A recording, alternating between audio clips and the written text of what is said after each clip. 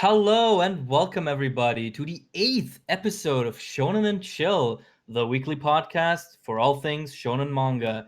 I'm your host Oceans, and I am joined, of course, by your other host Zenrotto. Hey, my guy, how you doing? Hello, everybody. You know, it's going. It's Reading some going. comic books today. A bunch of stuff came out that was Mm-hmm. like bi-weekly that happened to line up relatively closely with this, like freaking Vigilantes, of course, and Mm-hmm. Spy Family. So that was Mm-hmm. cool. All right. Do we want to just do our usual pattern, our top three? Yeah. Let's knock it out because I know where we're gonna end up. So let's knock that out. All right. All right. Do you want to start? What's your top one this week? My top one I think is still Jujutsu Kaisen. Mm-hmm. Really liked it this week. It was solid. Number two, probably Doctor Stone. And then number three, probably My Hero Academia. Okay. That's interesting. Because my number one is also Jujutsu Kaisen, to everyone's surprise. I am Uh, shocked. every Flabbergasted. single week. Every single week, we're shocked, aren't we? My number two is My Hero Academia. And my number three is Chainsaw Man. So we have like a couple of lineups.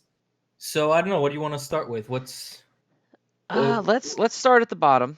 So let's go ahead and okay. do Chainsaw Man first. Okay. That was probably my number four. Really good Hmm. chapter.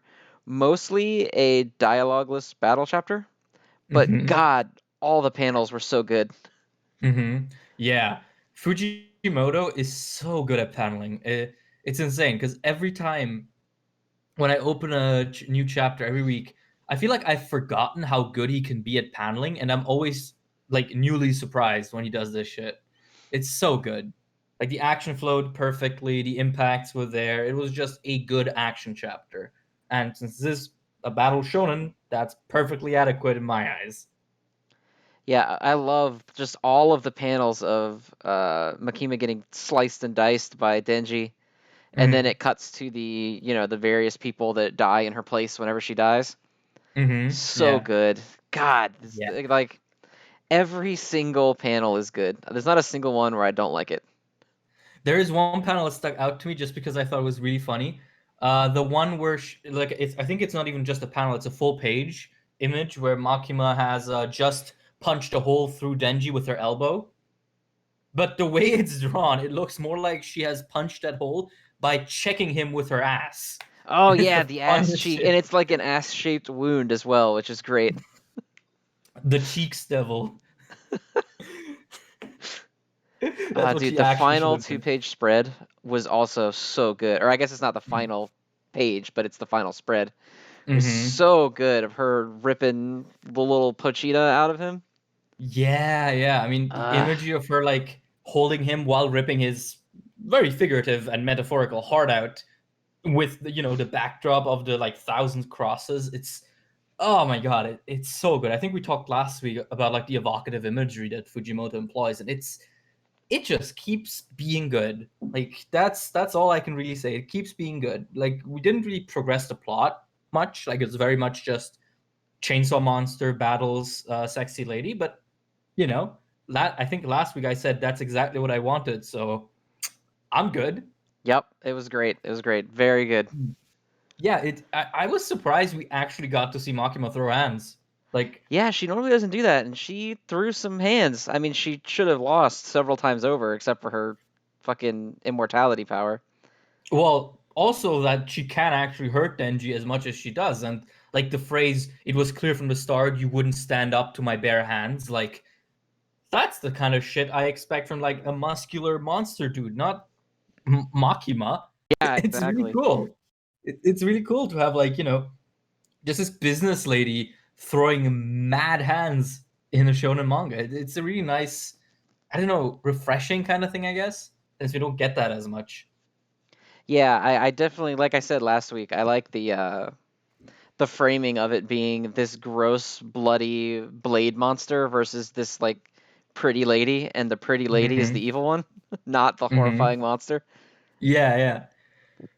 Also, one thing that struck me, and I'm interested to hear your thoughts on this, when Makima starts talking about how Denji doesn't get Chainsaw Man, he's like, "Oh, everything Chainsaw Man does should be chaotic, and you just don't get that, and yet he chose you.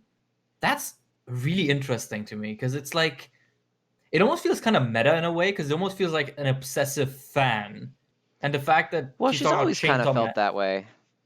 Even Yeah, before, but when she was like hyping him up, and then she was like, "Hey, if I get eaten, that would be an honor." Like, mhm, I don't know. I think it's because her power and the way it works is like if she thinks that she's better than you, she's better than you automatically. mhm, And yeah. Chainsaw Man feels like the one thing she doesn't feel like she's automatically better than. Oh, yeah, And yeah, so that's she has actually this true. relationship with him where she's like obsessed with him because he's so, I guess, because of the power that he has to Mhm. fucking whatever you want to call it, vor concepts out of existence. Yeah, right. I'm still super interested in if the fact that it is the Chainsaw Devil that has this power will ever be relevant. Because it just seems like a very random thing to have that specific power. Yeah, chainsaws to be the thing that Yeah. deletes concepts from the world. Yeah, I like actually tried to research if chainsaws have any symbolism or anything. Did you know what chainsaw's original use was Wasn't before it it became a construct? amputation and stuff? It was in the medical field, but it was actually for helping women give birth. What the fuck? Yes, the French were on some shit. When are they not? That is true. Fun fact: the first Star Wars movie, is older than the last public beheading in France. Nice. Yeah, Keeping to their roots, really. exactly. But to get back to Chainsaw Man, I wonder if that will ever be resolved because it kind of like sticks with me like in the back of my head whenever I read it. It's like, why a chainsaw though? Yeah, I don't Like you know. have I can't think of anything off the top of my head that makes sense as to why a chainsaw would be the concept deletion devil, but Yeah, I mean maybe Fujimoto just thought chainsaws are cool. yeah, I mean, that's certainly the way it's come off up until now. That it's the main Yeah. character's just the chainsaw devil because it looks dope. Yeah, I mean it absolutely does. It looks metal as fuck. Uh, I mean, it could also be one of those things where, like, the Japanese have this tendency to use certain names and things just because they sound really cool. Like, for example, you'll find a lot of Japanese media referencing the Latin word requiem just because it's really cool to say with a Japanese accent. And I wonder if it's the same with chainsaw because chainsaw is kind of fun to say with a Japanese kind of intonation. Chainsaw, like, might be something like that again. Maybe that's a good point. Oh, It could very well just be that it. I tend to chalk a lot of stuff up in series like this to just it was really cool, and yeah, that's yeah. probably why they did it. It was really cool. Yeah, when I was researching for like my big JoJo Part 5 video, I remember I looked up like a bunch of shit regarding Requiem, and I was like, wait a minute, like there's all this cool like lore here in Europe regarding the term, but what is that term doing in a like Japanese kids manga, right? So like looked it up, and the only explanation I ever found was indeed the Japanese just think Requiem is a really cool word. But like Hey, fair enough, it really that's is. yeah, that's fair enough for me. I'm Yeah, okay with that. you get a pass, Araki. 20 years after you released it. You've gotten a pass. It is now okay. Yeah, he will finally stop waking up in a cold sweat. Hoping that he's not being judged on an internet Exactly. podcast for the use of the term requiem. Yes. Any other thoughts on Chainsaw Man before we move on? No, not really. It was a really good chapter. That's about Yeah. all I got. Yeah, like, kind of light on plot, but that's okay. I feel like we've had a lot of very plot heavy chapters for the last, like, I don't know, 3, 4 weeks. Yeah, I So don't it's mind not. taking a break. It almost feels like a relief from the constant death of every character that you love. So, Yes, right? like Denji, I assume is going to some bullshit's going to happen that he's going to be okay. Mm-hmm. But with the others, no, they don't feel like they have the same armor that the main character has. So, Yeah. you Yeah, know, like I need a that's the break. I just crazy want to see someone throw some hands for a little bit. That's crazy with Chainsaw Man, right?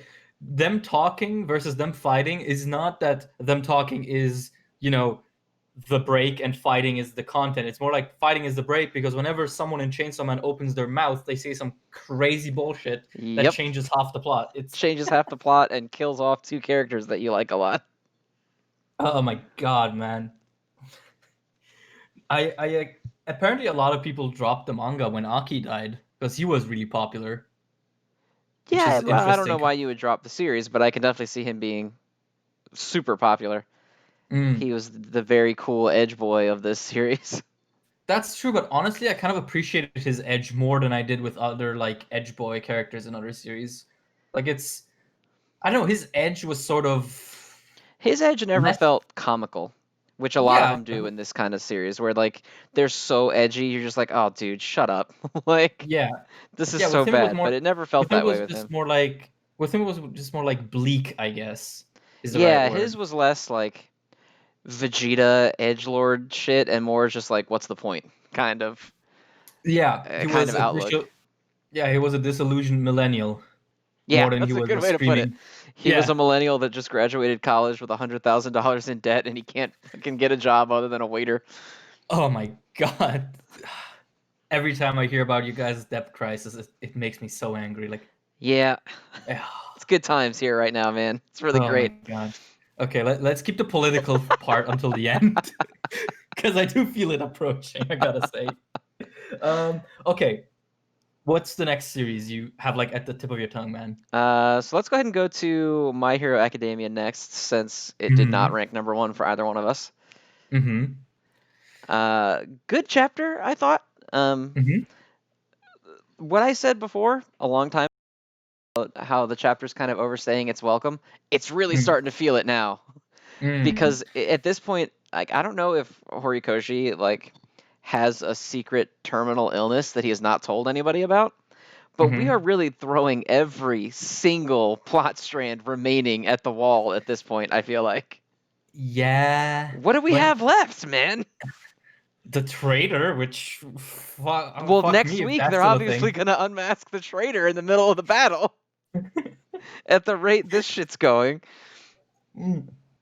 Okay, like I will say I like the chapter, but when Muriel came in, what immediately popped into my mind was you a couple of weeks ago saying every time we think the arc is over, Horikoshi resolves another plot point that'll extend the arc. That's like exactly how it feels. It's like the arc could have ended now after the Toya thing and the Best Genius thing, and now we have the Mirio thing, which is like, okay, how much longer does this arc have Yeah, it left? just feels like it's never gonna stop. Like, uh, I'm not unhappy that Mirio is, I guess we don't need to say spoilers because all we talk about on the show is the release. So if you're watching this, then that's your fault. Um, Mm-hmm.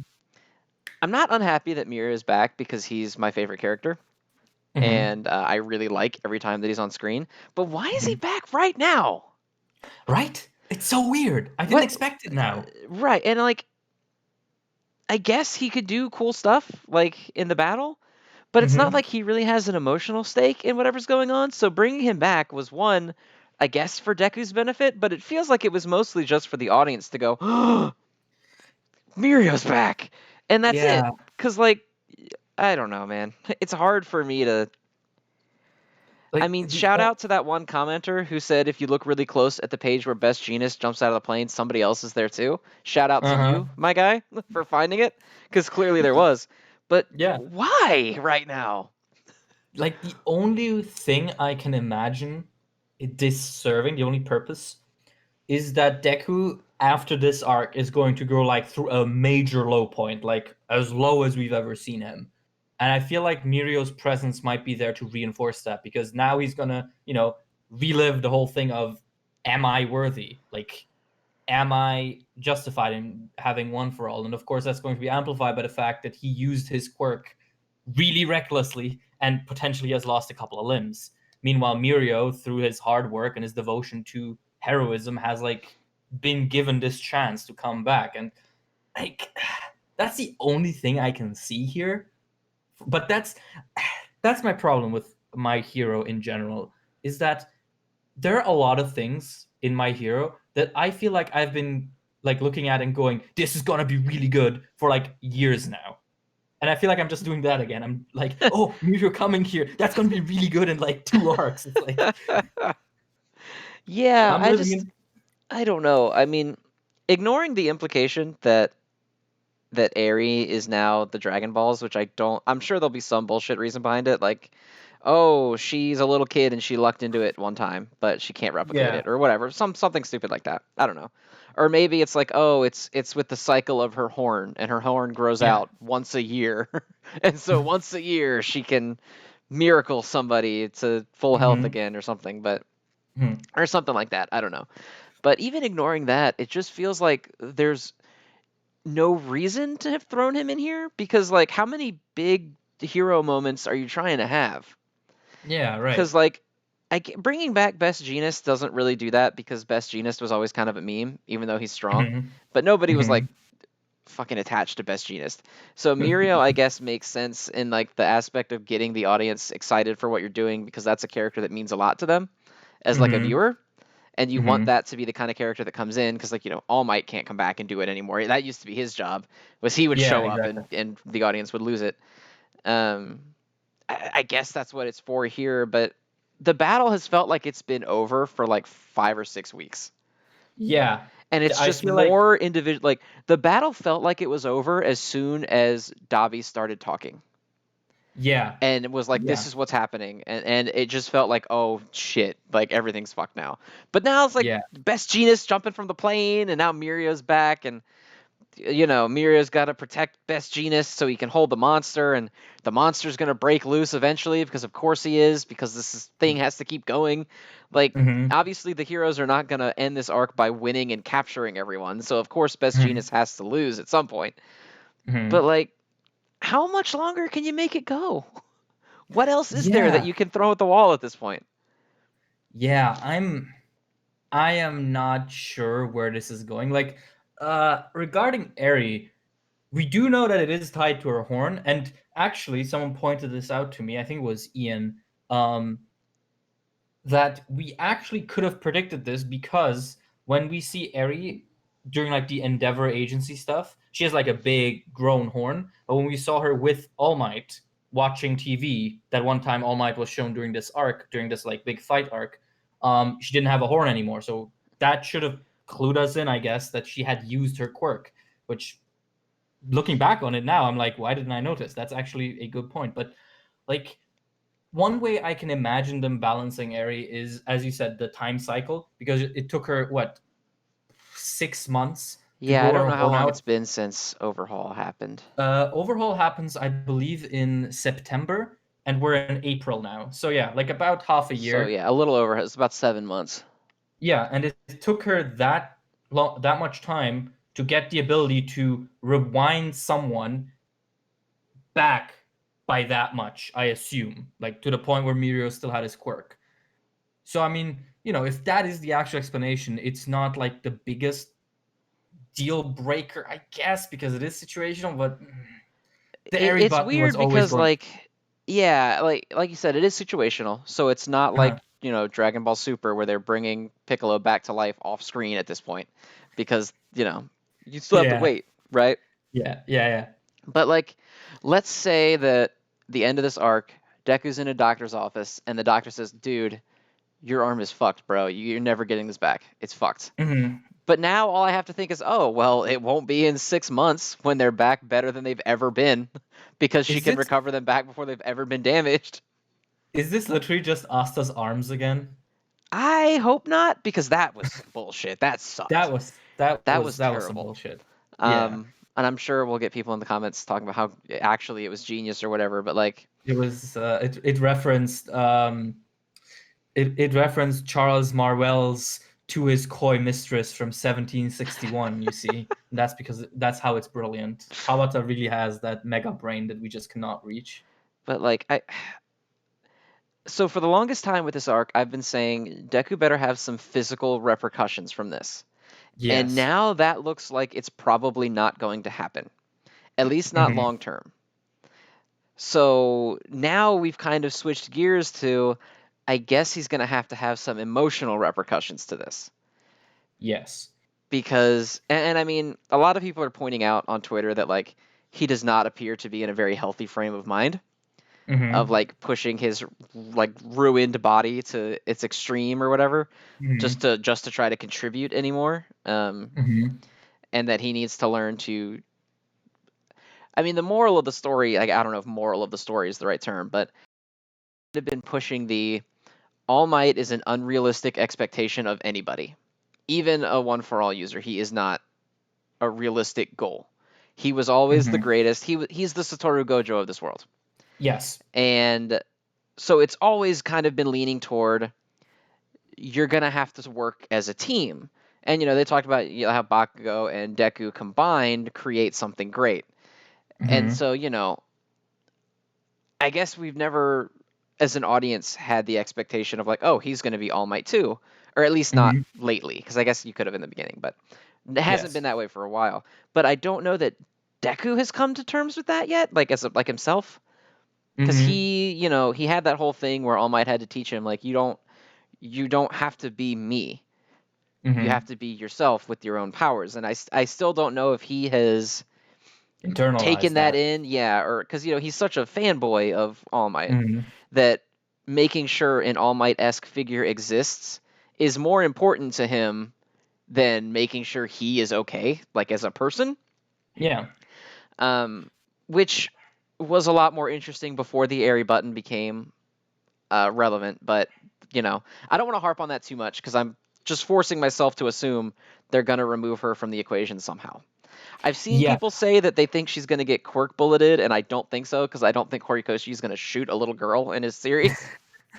Um, I mean, one possibility could be that the Airy button was like, half pressed, where because we know that Aizawa, and Mirio were supposed to train together to get that power under control. And that perhaps this was like the result of a really long, strenuous training process that I suppose we're going to see next week.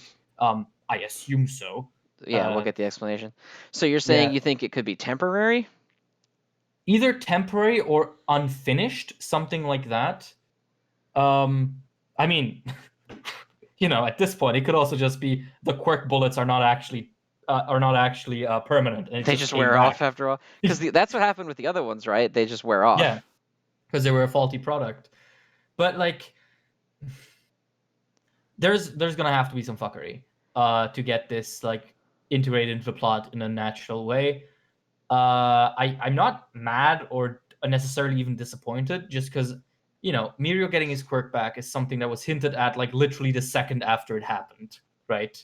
Well, yeah. As soon as it So happens, they basically say, "Hey, we're going to work with this little girl, and we'll get you back up and running one of these days." So, yeah, exactly, like, I get exactly. it. I think to me, it's not even so much Mirio coming back because again, I like him and I'm glad he's back, and Hmm. I thought that dequirking him was kind of stupid. Hmm. So I'm glad that he's back, but like that's not the thing that bothers me. It's the implication for the resolution of all of the other problems that bothers me. Yeah, yeah, yeah. Because like people on Twitter Uh, were celebrating, oh, Aries' powers here, finally. Now she can. Now Bakugo's not going to die from his wound, and he's going to be able to fix Endeavor. And I was like, oh God, that's what you want? yeah, you got to realize some people treat manga like sports. Like they just want their favorites to be okay and do well, and So yeah, I guess, but it's like I would hate it if the end of this arc was just like Eri in a tiny nurse's uniform in a tent. Like, all right, send yeah. in the next one. I've I mean, I rewound suppose this one.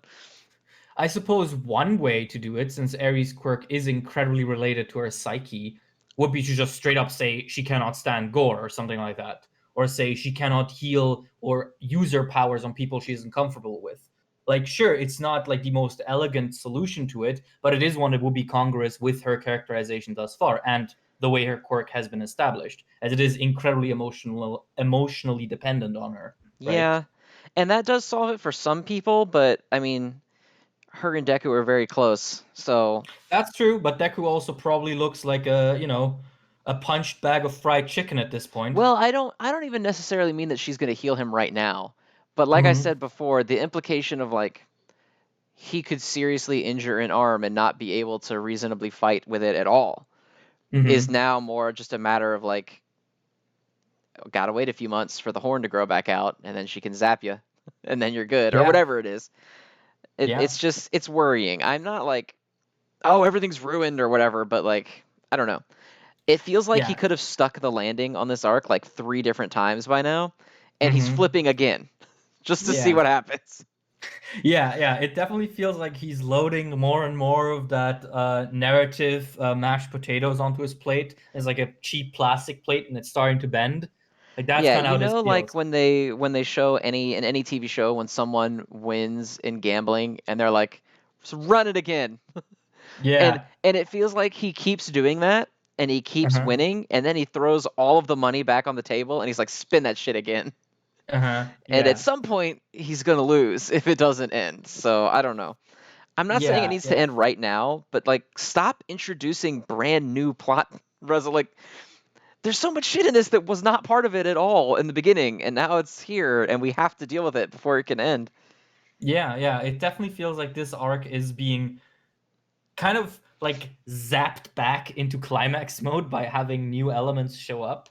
Um, and yeah, I just That's a hope good this way is to one. put it. It felt like it was very much pretty like over, like resolved. It Yeah. it was in like wrap up state, and it Yeah. felt that way. And you were reading it, and you were like, shit, it's Todoroki's probably gonna stalemate with Dabi or whatever, and Dabi's gonna bounce, and they're all gonna bounce, and they're gonna laugh maniacally as they leave.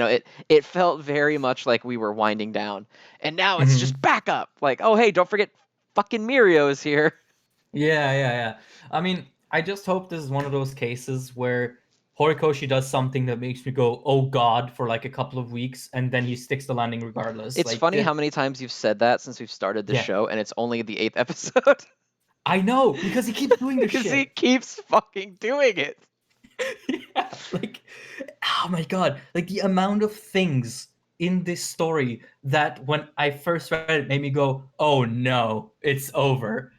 And now I like it is insane. Like I really didn't like Infinite 100% or Airy for that matter the first time they came up, but he made it work.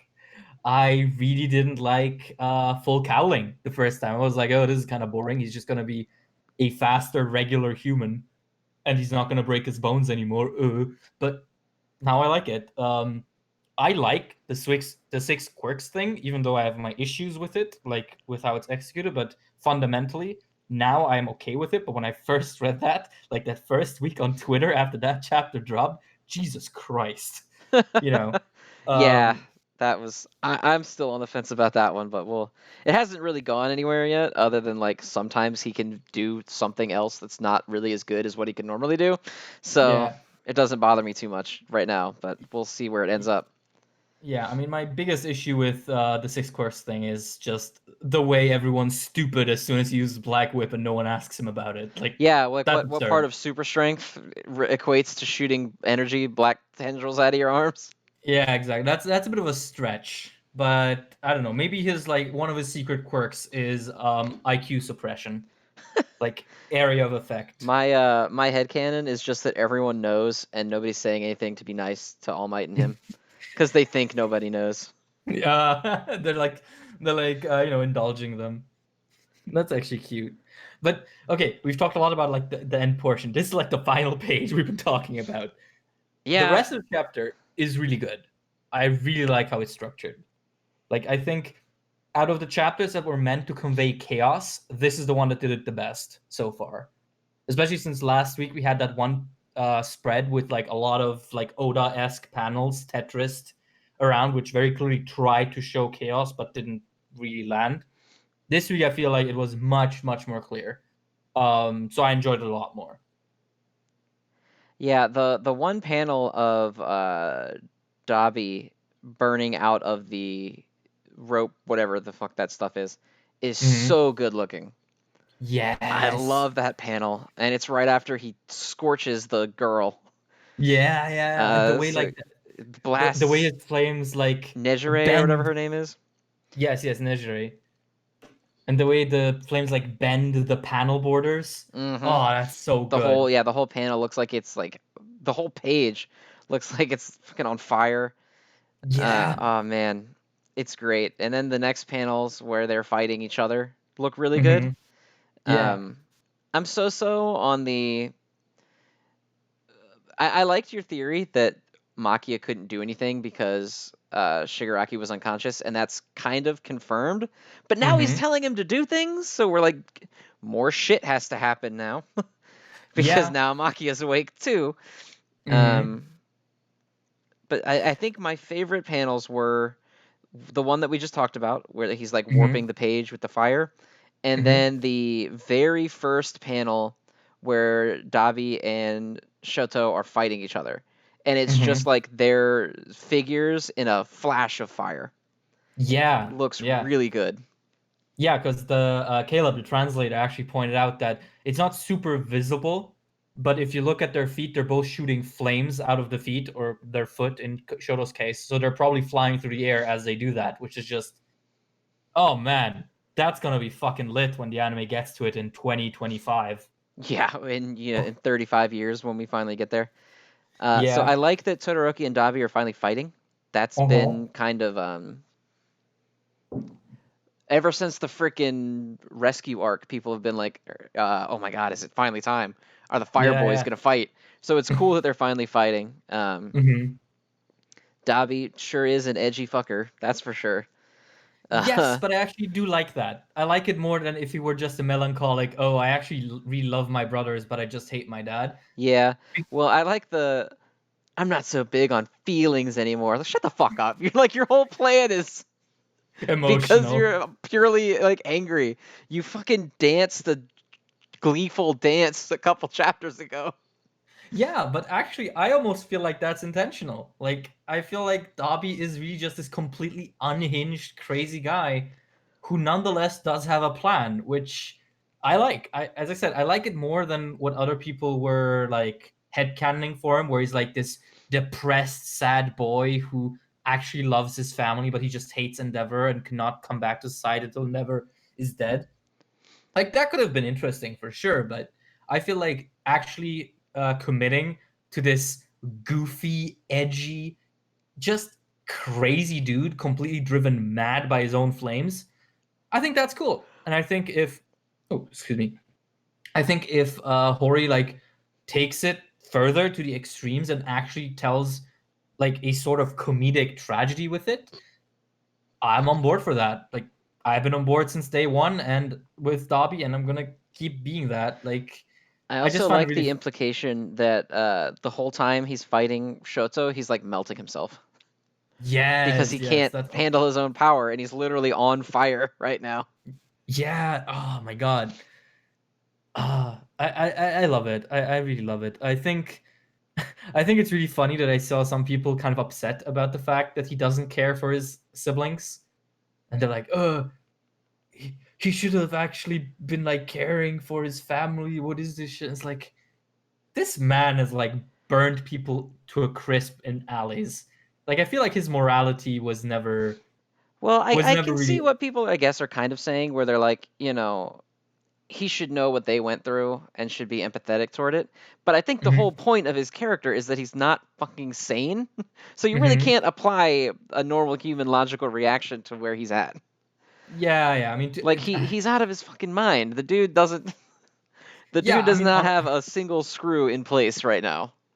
yeah. I mean, he's literally a Frankensteinian beast unleashed upon society by its own hubris. And it's brilliant. Also, But he's you a know what I melted mean. edge boy, so he's got some Yes. shit going on right now. Society is gonna be brought to its knees by a molten chicken nugget with hair dye. I still love that he was just carrying hair dye remover with him. Yeah, apparently for the entire time, because that little pouch where he takes it out from, he has that from the very beginning. He was Never just know when I'm ready. gonna need to dramatically bust this shit out. He was as ready for the Dobby reveal as I was. Damn. He's been waiting the whole time to Yeah. finally drop the reveal.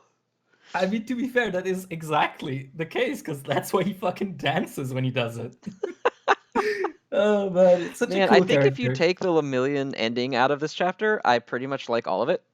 Uh-huh. Um, again, I don't dislike that Lemillion is back. It's more just my nervousness of, as a longtime Dragon Ball fan, let me tell you that once you start having the magical ability to erase all the consequences of your actions, your actions Mm-hmm. start to matter a whole lot less.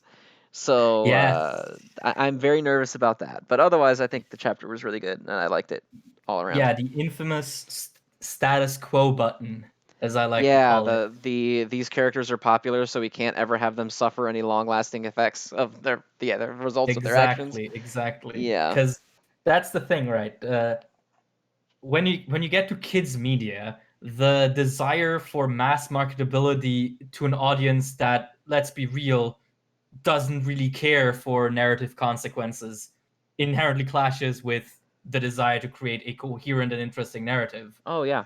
Like I don't know if people knew this, but in the back when the original Dragon Ball was being published, uh, the magazine tried to tell Toriyama that they would not allow him to age up Goku Oh.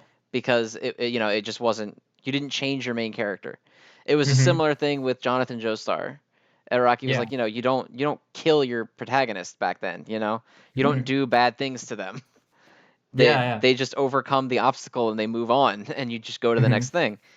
Yeah. Um, and especially when you're dealing with media that is specifically not just like aimed for kids as the target audience, but with kids as the primary characters to such an extent. You can't like bust out and start gunning down Bakugo in like an alleyway. You can't have him open the door and get Makima his torso exploded off.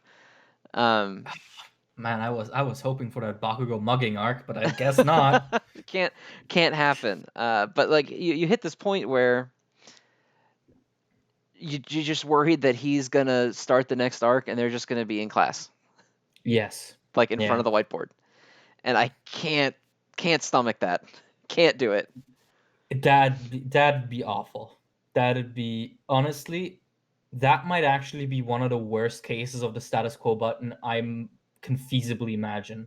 Because like this arc needs to be a paradigm shift, right? I feel like we've been saying this for 2 months now. Happy 2 months of Shonen Chill, by the way. Hey, hey. Hey, yeah, 2 months of doom posting about MHA. But yeah, no, like this arc needs to be a massive paradigm shift, and if it isn't, that might be the biggest missed opportunity MHA will ever have. Because I just cannot imagine what else Horikoshi could do that will be this relevant, only to then just discard it because marketability. Right, Like, and that's the thing, right? Is like this is a criticism that I had hardcore, and you I know are not as on board with it as you were, but like that arc with the freaking joint training felt when reading it week to week, it felt mhm. horrible right after the overhaul stuff. Like he was Yeah, yeah. rampaging through the city and like Lemillion lost his quirk and like all this shit was going on, and then they're like, "All right, who's ready for gym?" And it's like I can't do that again, man. Yeah, You can't have yeah. this arc be this explosive. And they're like, "Damn, that happened. All right, so is the book report done?" Like I can't do it, man. I can't do it. Yeah, I think it would be on an even worse scale than this because with joint training, at the very least, it had this sort of cadence where it went from high intensity to low intensity relatively regularly at that point. Like, you had the All Might versus All for One fight, super high intensity. Then you go down to that license exam arc, super low intensity, and also my least favorite arc of the show. Um, then you get to high intensity with Overhaul, low intensity with Culture Festival, high intensity with Endeavor, and low intensity with Joint Training. Like that was, to me, especially on a reread, it is stomachable. Although I will still say the transition from the Endeavor arc to the Joint Training arc is still one of the worst things Hori has ever written. That is so abrupt and stupid. Yeah, Um, it's just weird because like the thing with the license exam that didn't bother me as much is that it still felt like they were more actively progressing toward like, all right, you got to do this so that you can be heroes in the field. Whereas the joint training arc just felt like it was like, all right, it's yeah, Wednesday. yeah, the joint training arc really lacks like long-term goals. That's basically the big problem of it. Like every arc will have short, mid, and long-term goals. Short-term goal being what is this character going to do next. The mid-term goal being what is this character going to do after they finish this scenario, and the long-term goal is what do we want out of this arc. The joint training arc kind of didn't have anything. Like it had the very long-term goal being I want to see Deku fight, but that was, at the end after 4 complete matches that didn't have much of a like established reason to be interesting other than just seeing the characters do shit, which like is okay, but not enough to carry a 10 pages every 3 weeks release schedule, Right. Like, oh, that was so awful. Oh man, that was probably the most unfun time to read MHA Weekly. Yeah, I'll co-sign that. It Yeah, sucks like, pretty bad. yeah. But hey, I mean, on a reread, I still think it's good. It's decent. My girlfriend's going through the manga right now. She just finished joint training and she liked it. So, and you know, she's the person that kisses me goodnight. So obviously, I'll value her opinion a lot. That's So, fair. That's fair. I can't hate on yeah, that. yeah. But I do think if we do go back to like a very low intensity, very devoid of long term goals school arc like joint training after this war arc, yeah, that'll be hard to stomach. That'll be worth a deduction of points at the final exam, Mr. Horikoshi.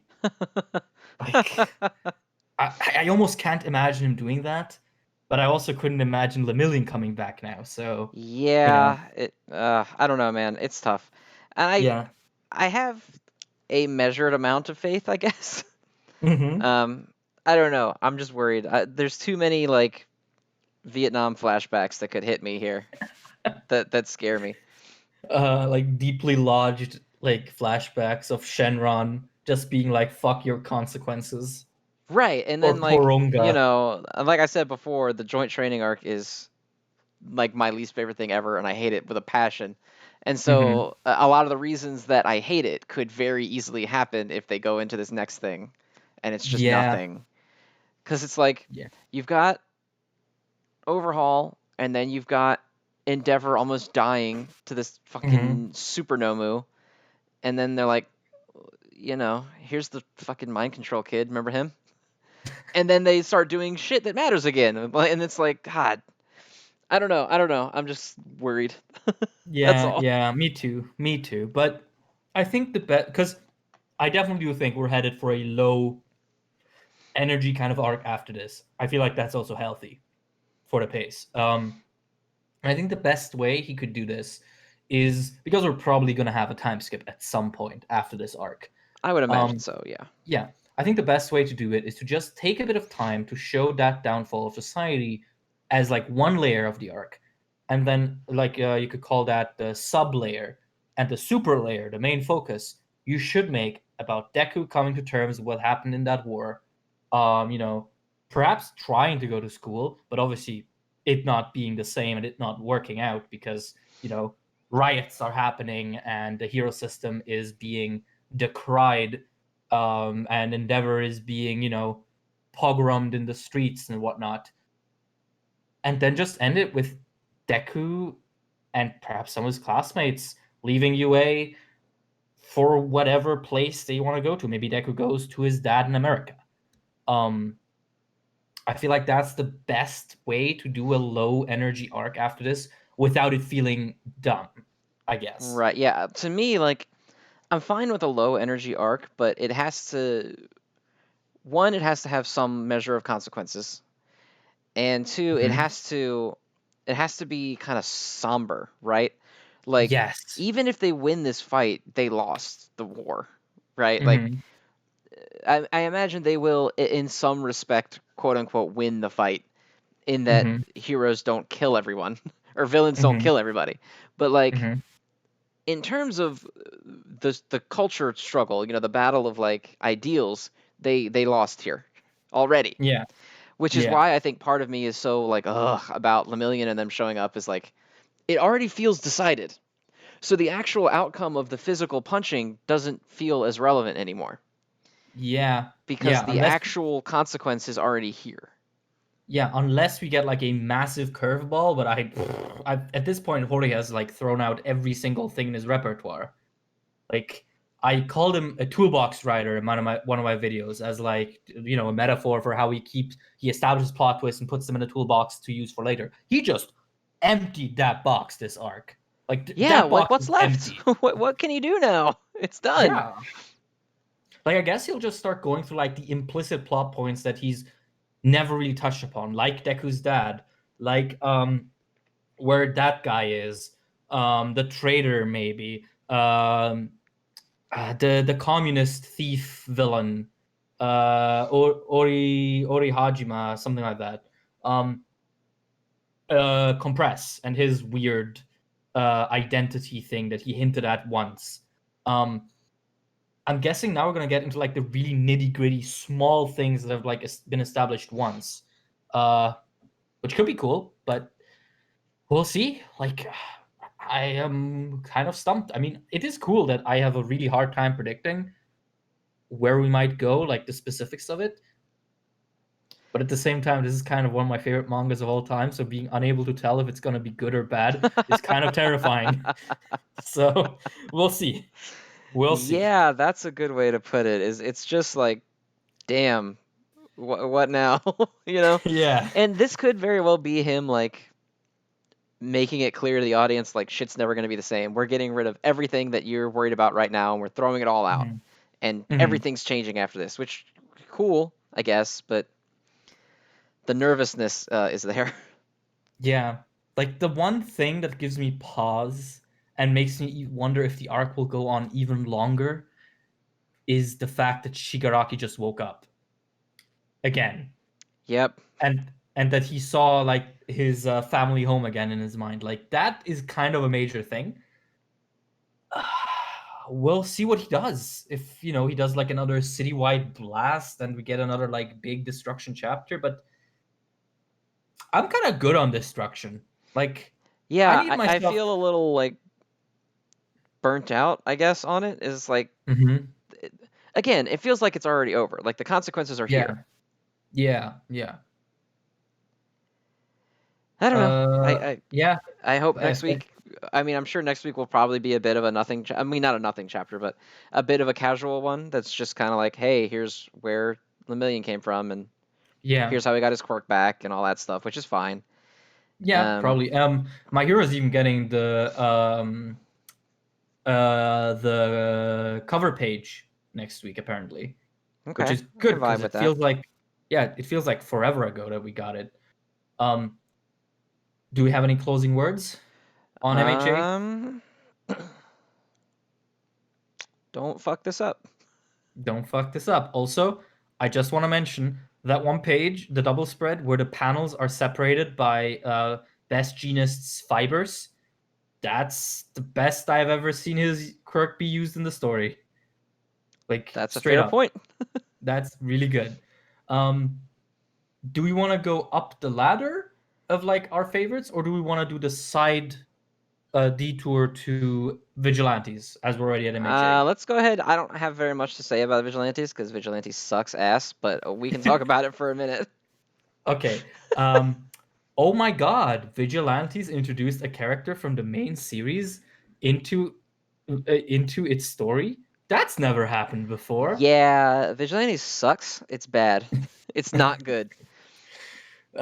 6 out of 10. Read the novels instead. This That's entire chapter was just like, damn, there's a thing going on. And then they punch a couple people, and then they're uh-huh. like, damn, I hope you're excited for the thing that's going to happen next month. Like, nothing happened. Yeah, I mean, it just feels like a very long excuse to eventually show us how Knuckle Duster lost his quirk. Like, but we know he lost it through All for One. So like, is are the specifics that interesting? I don't know. Yeah, like, we already know what happened to it. So who Yeah. cares, like, beyond that? And then, like, I, I can't think of a less interesting situation than teenage Mirko, Knuckle Duster, and just some fucking guy Uh-huh. getting attacked. Yeah. Like, oh my god, I don't care about any of these people. I don't even Can I care that also much about Knuckle Duster, and he's one of the protagonists of the series. can I also just point out that in this like mini flashback arc that has lasted, I think, 4 chapters or 5 chapters so far, Vigilantes has introduced 3 characters from the main series into its plot. for pretty much no reason, which is kind of impressive in the Well, bad way. it's one of these things where it's like I guess like the backstory of these characters doesn't matter at all because Yeah, they're not relevant to the actual series and they're not that interesting in the context of their own series. yeah, So the implication, at least to me, from Vigilantes is that they are no longer active by the time of the actual series. So something bad happened, or that got them to give it up. yeah, yeah, And this long ass backstory about how the quirkless hobo Batman became hobo Batman is not something I care about at all because yes. it wasn't. They never really framed it as like a mystery. It was just Hmm. like, hey, I'm a guy and I don't have a quirk, and I used to, and now I don't. But Yeah, like we already know who does that in the series, so it was never mysterious as to what happened. It was, yeah, oh, the exactly. quirk stealer guy must have gotten him. Got it. Hmm. Perfect. The only guy that can do that in all of Yeah, the lore. Got it. Great. And they're like, now it's this mystery, and we know Mirko's not going to lose hers because her whole purpose here is to fan service from the main series. So she's yes. going to get away. I don't even care about who this other guy is. I don't even remember his name. Punchy Man. Rappa, Sure. Rappa, Yeah, yeah. whatever. And then fucking Knuckle Duster, who we know what's going to happen to him. So this entire Yeah, flashback is just like, oh, look at this spooky cliffhanger of events you already know the result to. yeah. And like the fact that it tries to introduce a Nomu as like this big cliffhanger, like, oh, this is the same Nomu you know from the main story. Oh, it's like, I don't care. Exactly. Like, I don't give a shit about that. Like, it kind of reminds me of that weird notion people have where like every single side character needs a completely mapped out backstory, and like you need to have known where they were at any one point in time. It's like, I don't care. Like it's flavor text. That's what it is. It's worthless flavor text. Pretty Like much, like, I just can't, Mirko, like, it's really hard for me to care really at all about most of what's going on right now. yeah. And I don't mean that from like a standpoint of like maybe I do. Maybe I do mean it from a standpoint of it just sucks. Like it's just not interesting. Who fucking cares about any of this? It's it I also can't I think imagine even the most hardcore Vigilantes fan being like, "Oh my god, I'm on the edge of my seat to wait another month or whatever, 2 weeks or whatever it is to see some shit that we already know." yeah. I mean, I feel like that's the thing, right? Vigilantes, the main plot line, actually does kind of manage to avoid the sequel trap where like everything's boring because you know what has to happen, because it's kind of a much more condensed narrative of like just a couple of dudes dicking around in that one district in Tokyo. But then it falls into a trap in a flashback, which is just so weird. Like, Right, and like it story about like the guy with the shitty quirk whose quirk is actually good or whatever, and his Batman mhm, vigilante teacher, and the girl who has a crush on him. Like that's fine, mhm, and that's all it mhm, has to be. And you can see a story like that having cameos from like Aizawa and fucking Ida's brother and stuff didn't feel quite so out of place because it was mhm. just like, oh, that's a neat little thing while the other shit's going on. But like Yeah, it's just exhausting, and they're clearly gonna keep doing it almost constantly for yeah. no reason.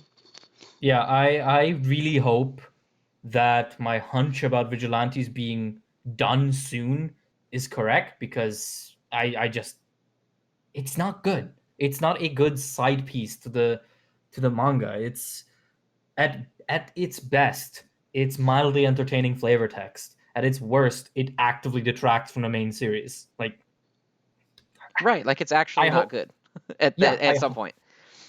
I hope it ends soon.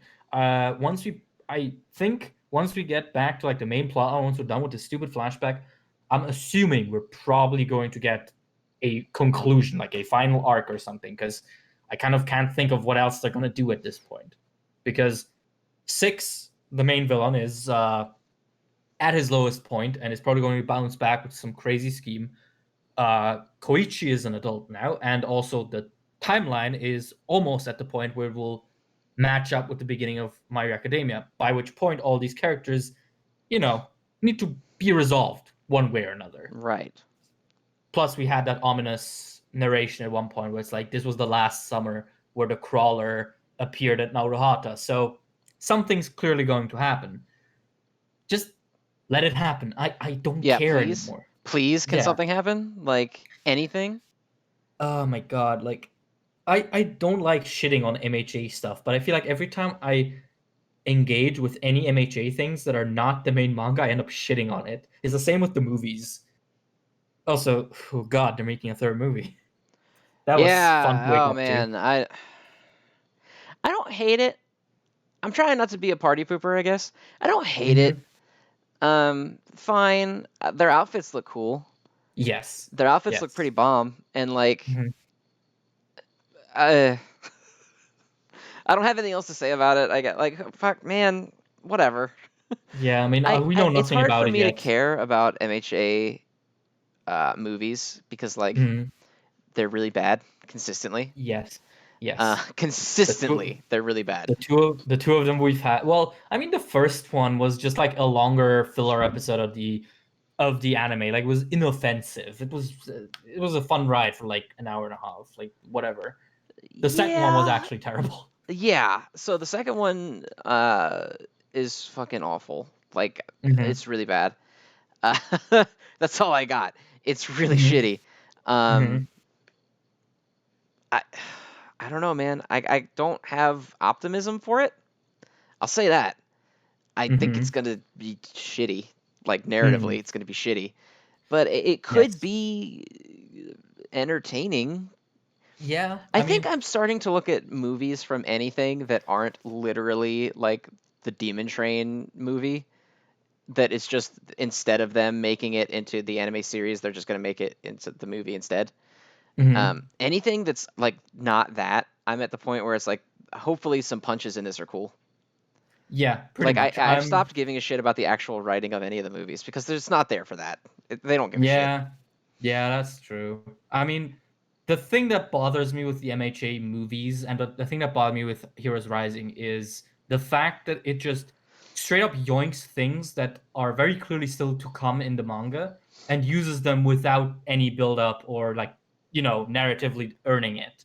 Like the fact that Heroes Rising was like all about Deku and Bakugo cooperating before they ended up doing that in the manga is so fucking stupid to me. Because also like they end up cooperating in the dumbest way possible because for half the movie Bakugo acts like his season 1 counterpart. And it's like this is not natural, this is not earned. Why are you showing me this? And then also the thing where it's like the movies are positioned in the manga, not in the anime for no reason. Like they just Heroes Yeah, Rising I don't spoils. understand why they're so insistent on that because this one is too, right? Yeah, we don't know, but Oh, we don't know. probably. Okay, so that's not as Yeah. bad. But like, I don't understand why you would do it that way. Is it just so you have a reason to be like, ooh, manga readers, you better go because like they're gonna go anyway because they like the fucking series. They Mhm. just want to see it, whatever happens. So I don't Yeah. know. It's so weird to me every time they make a My Hero movie because like again, they're bad. And now the Mhm. last one was like actively fucking up the lore a little bit. Yes. And again, I mean, is the I implication that that movie is canon? That it happened? okay, this is gonna be tough. I mean, I know that manga At- canon is basically horse shit in and of itself, so Yes, like but whatever. But it's the just weird to prop me that we have the potential of there being like, oh, Bakugo had one for all for like 36 seconds, and now he doesn't, and we don't know why, and it's just he doesn't. yeah, well, here's the thing. According to the translator for all things My Hero, every single My Hero Academia property is canon unless explicitly stated otherwise. That's probably not the best way to go about this in a series with 800,000 spin-offs. Nope. So, okay, but the movie is supposed to be in the future, right? Like we haven't gotten there yet. No, the movie is supposed to be between My Villain Academia and Endeavor Agency. The one coming up right now. No. Heroes Rising. Heroes Oh, Rising, oh, the one where they shared the. That's even worse. yeah, it takes place after My Villain Academia, but before they go to Endeavor. But it doesn't acknowledge that My Villain Academia happened. It doesn't acknowledge Black Whip, although it spoils the sixth quirk thing for no reason. It spoils the Doctor for no reason. It spoils Hawks being a double agent for no reason, which is something the anime hadn't gotten to yet. So, But so that's the where it's situated. implication is that at some point before they went to like Todoroki's house to have dinner, Yes. Deku Yes. gave up his quirk, and now he has Yes. it back for Yes. no reason. Yes. And Because I everyone didn't watch that whole forgot. movie. I just watched the scenes of import. Yes. That is Yes. literally how it ends, right? Yeah, it pretty much what it does. It ends with One for All returning to Deku for pretty much no reason. Like All Might is like, oh no, Bakugo fell. They both fell unconscious before the transfer was complete, and then he's like, no, actually, it's just magic. And I'm like, you had a good explanation there. Come on, buddy. Um, yeah, and then the movie ends with Bakugo not remembering a thing because of course he doesn't, What the fuck, man? and that's canon.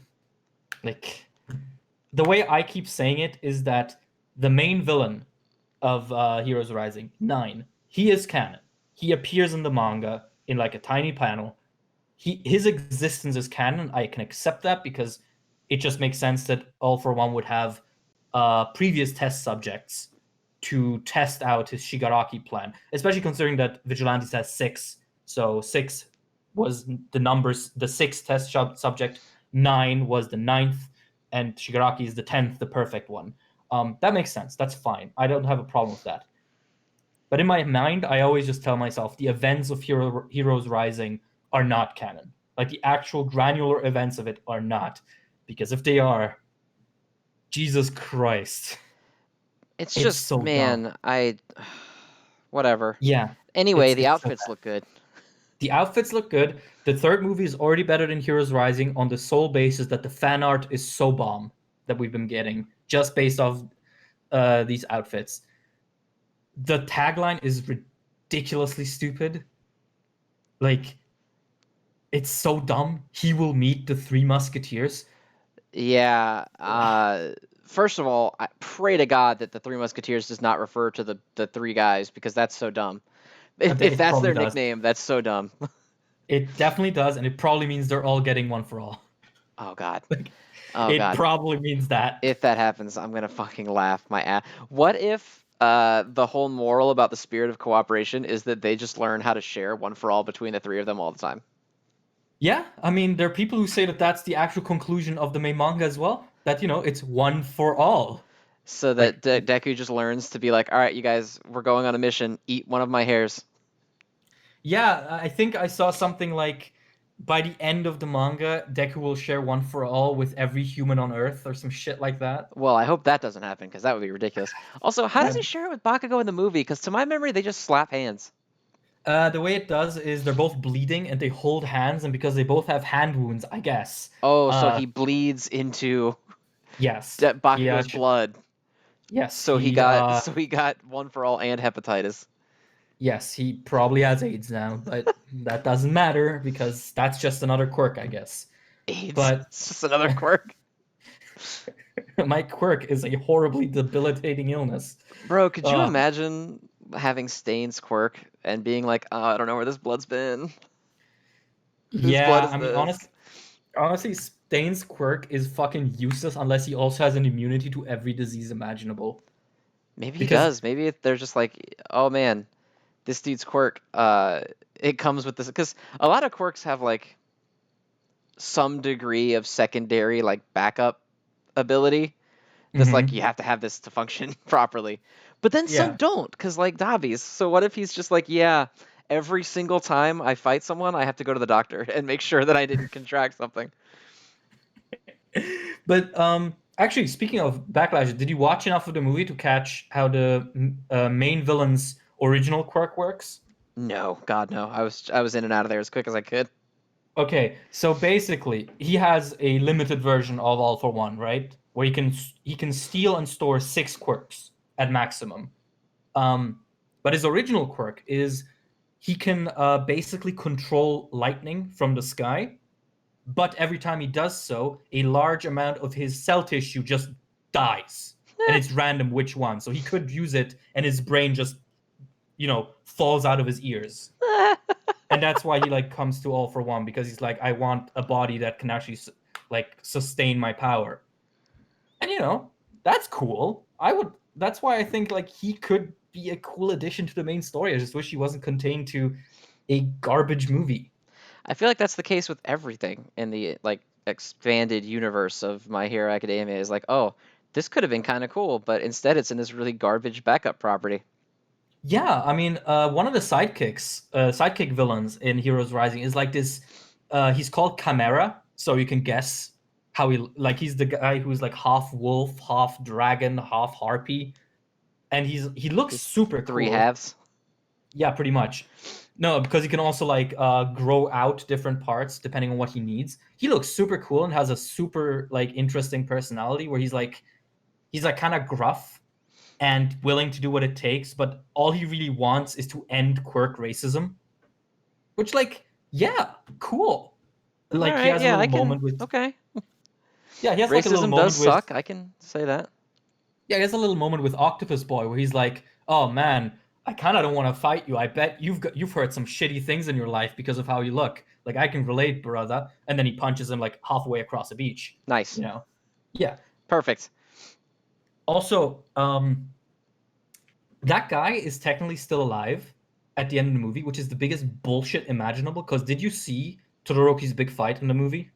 No, Todoroki sticks down his arm down this guy's throat and freezes his insides until ice spikes come out of his skin.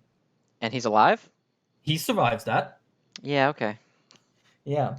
Bakugo does a point blank max power explosion that goes through a guy and blows up a building behind him. That guy's also still alive and even gets questioned the same day. By the way, that explanation of what Todoroki did is pretty fucking metal for My Hero Academia. It is crazy. Like when I first saw that, I was like, Todoroki just killed a guy on screen. That's for a series that is like we're smashing through entire buildings and are completely unharmed. That's pretty fucking metal.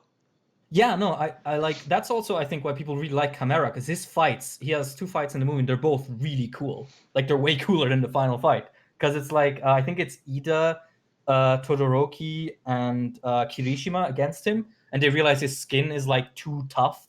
Like he is immune to fire and ice from the outside. So they're just like, okay, we're gonna tie him up somehow, and then we're gonna launch Todoroki into his mouth so that he can freeze him from the inside out and kill him. And it's like, I'm up for Perfect. that. Perfect plan. Yeah, I'm up for that. I'm good with that. Give me more of that. But again, give me that in the main series where I can comfortably call it canon, and I don't have to excuse myself every time someone Yeah, you mentions don't the have to movie. fucking like fight through it emotionally to get there. Yeah, yeah. I mean, the movie's fine if you just want a fun time, but God, it's dumb. It's so dumb. Although, I suppose there is also actually like a teaser of Dobby versus Endeavor in it, like right at the start, which is kind of cool. Like, sure. Uh, And Shigaraki has a cool red coat, oh, I'm digging and that. If he's got Dante duds, I'm in there for that. he pretty much has the Dante outfit actually. Like it's straight up just a red long trench coat. I am liking that. All right, my man's got my attention. Yeah, I hope that that's his actual like coat color for when he gets to be the big leader villain. But the weird thing is they didn't make his hair white in the movie for some reason, even though it takes place after his like epiphany, which is odd. But I, it's a dumb movie. Yeah, Like I don't suspect that it's going to be particularly good, so I'm not too concerned about it anymore. I guess it's just, yeah, I mean they're it fun is what action, it's right? gonna be. Yeah, yeah. I mean, I'm just still so weirded out by the fact that that movie is like, yeah, Shigaraki is this big underground like villain boss, but Redestro does not appear. The MLA is not mentioned. They still live in like rundown apartments. It's like, okay, where are we?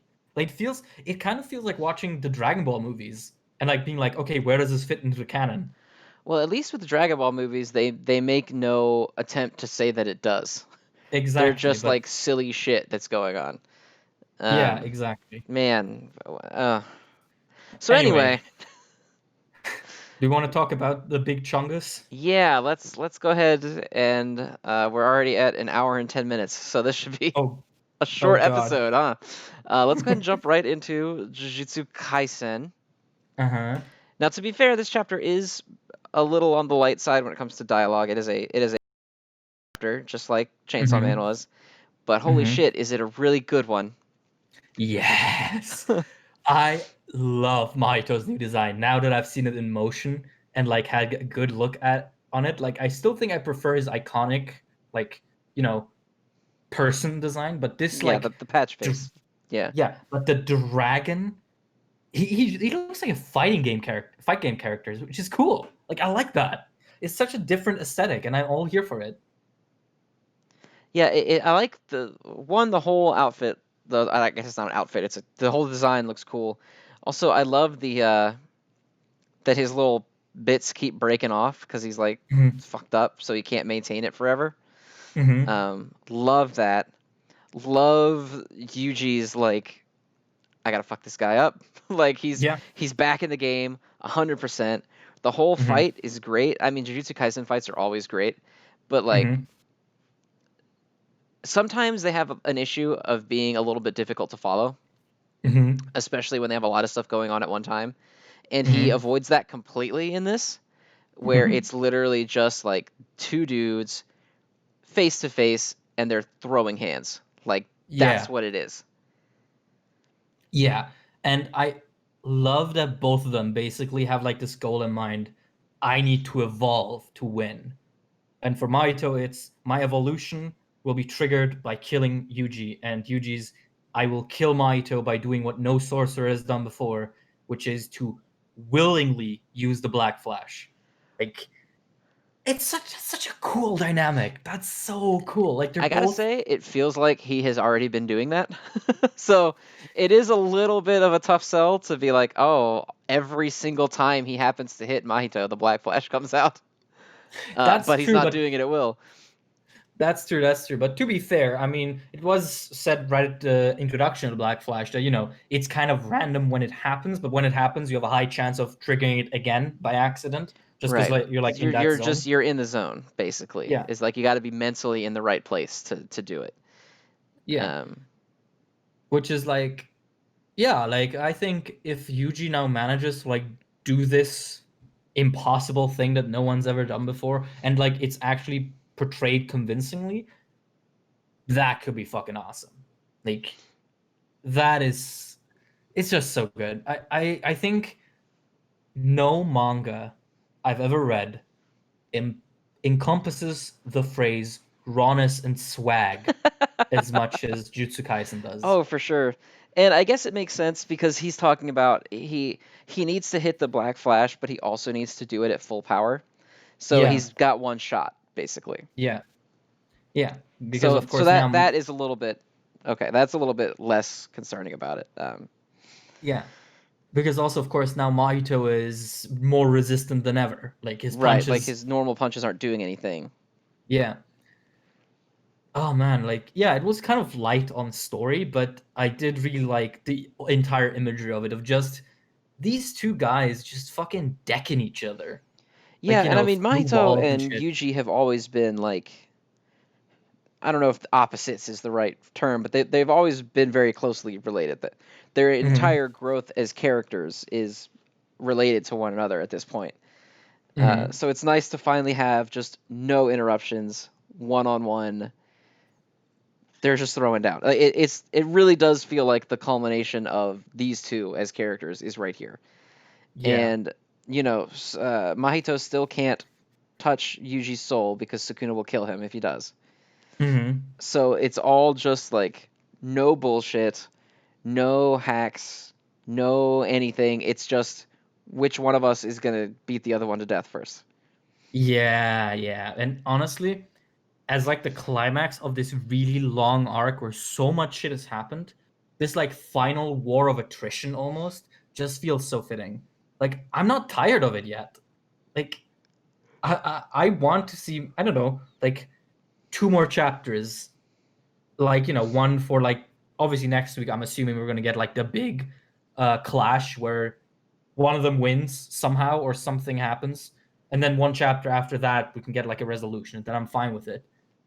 Like it's on pace to being probably like my favorite arc in Jujutsu Kaisen, and my favorite fight as well. So I have high hopes. I definitely have high hopes here. I think Um, one of my favorite little touches in the whole chapter is the last page when they're both about to punch each other, where mhm, Mahito has the grin and Yuji has the lip injury that makes it look like he's smirking. mhm. Love that visual. The whole visual, Uh, so because he's got, the Yuji angry face on normally, the flat uh-huh. face that he usually gets. But I Mhm, love the slight mouth injury that shows his teeth, in the same way that mhm. Mahito's got the big grin on his face in the bottom panel. Yeah, yeah, yeah. That's a super neat touch. I I just still think Maito's dinosaur form is so fucking cool. Like Yeah, it is this. cool. I would like a little bit more explanation as to why that's the true shape of his soul or whatever, but he almost Mhm, makes it sound like it's not yet, and mhm. like it's like a chrysalis form almost, and that he Yeah. needs to kill Yuji to really get there. Mhm.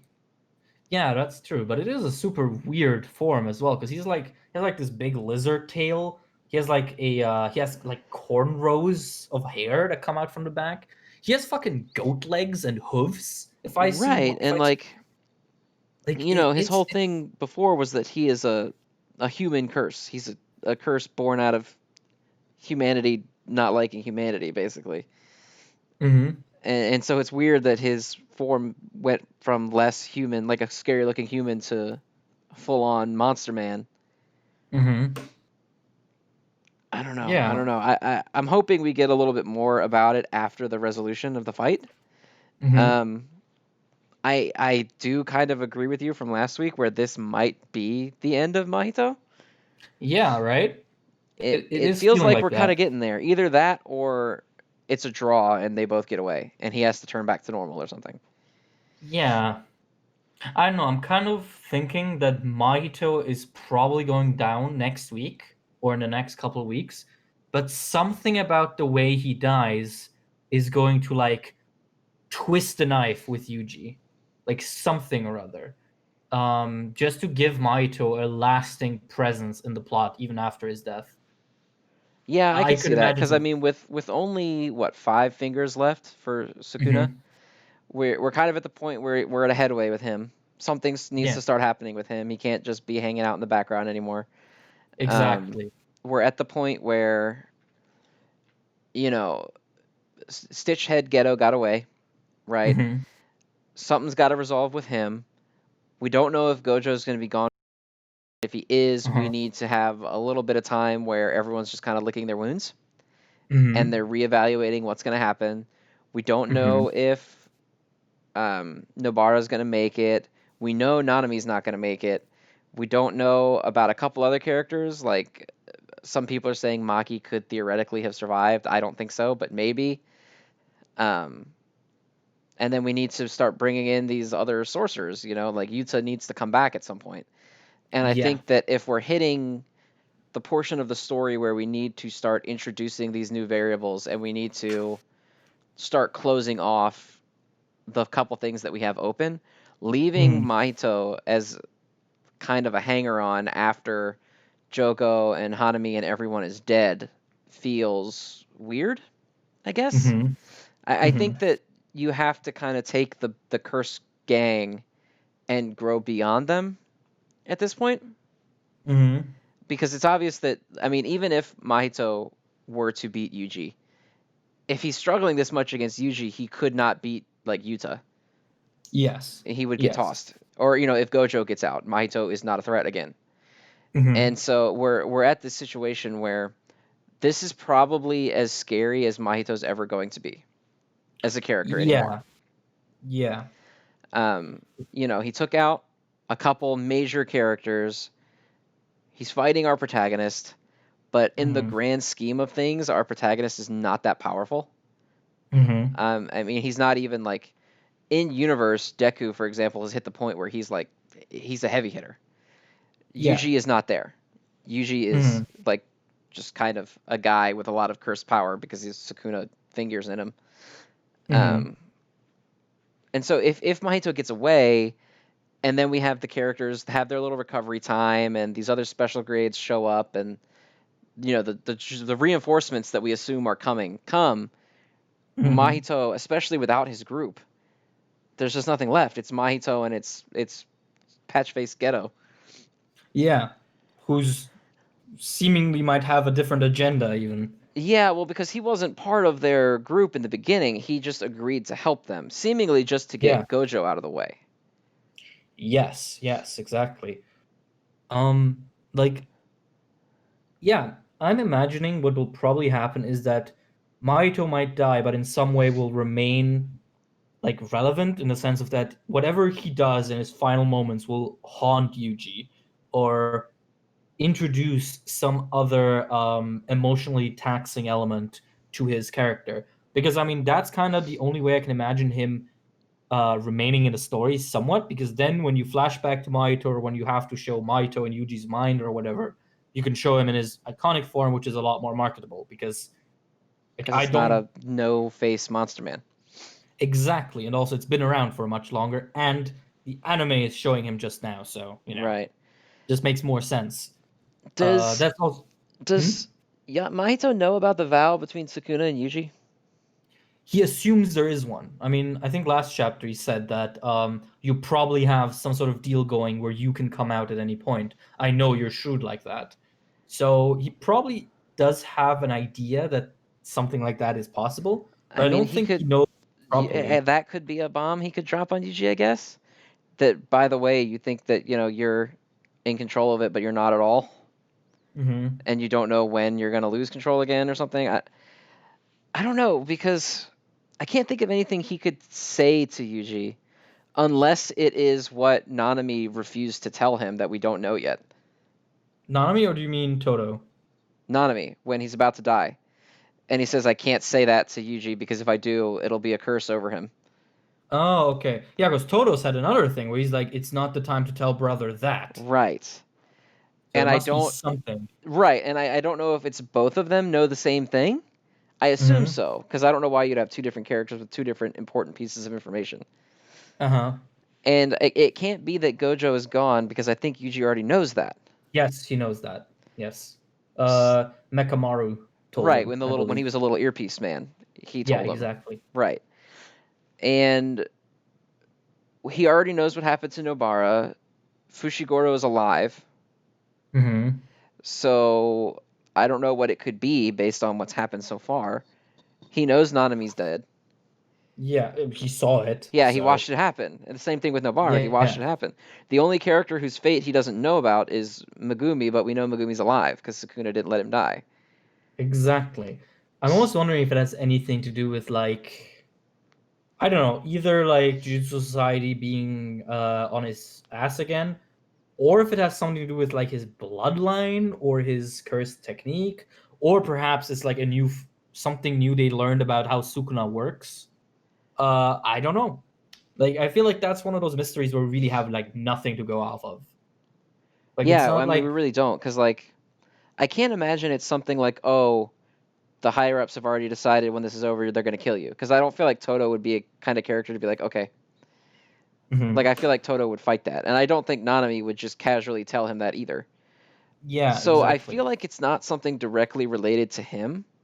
Hmm. Also, it feels like it would need to be something that could be said very quickly. Because Nanami was literally 30 seconds from death. So Yeah. it's not going to be something that I think would require a very long explanation. Hmm. And I feel like it has to be something that happened to somebody else.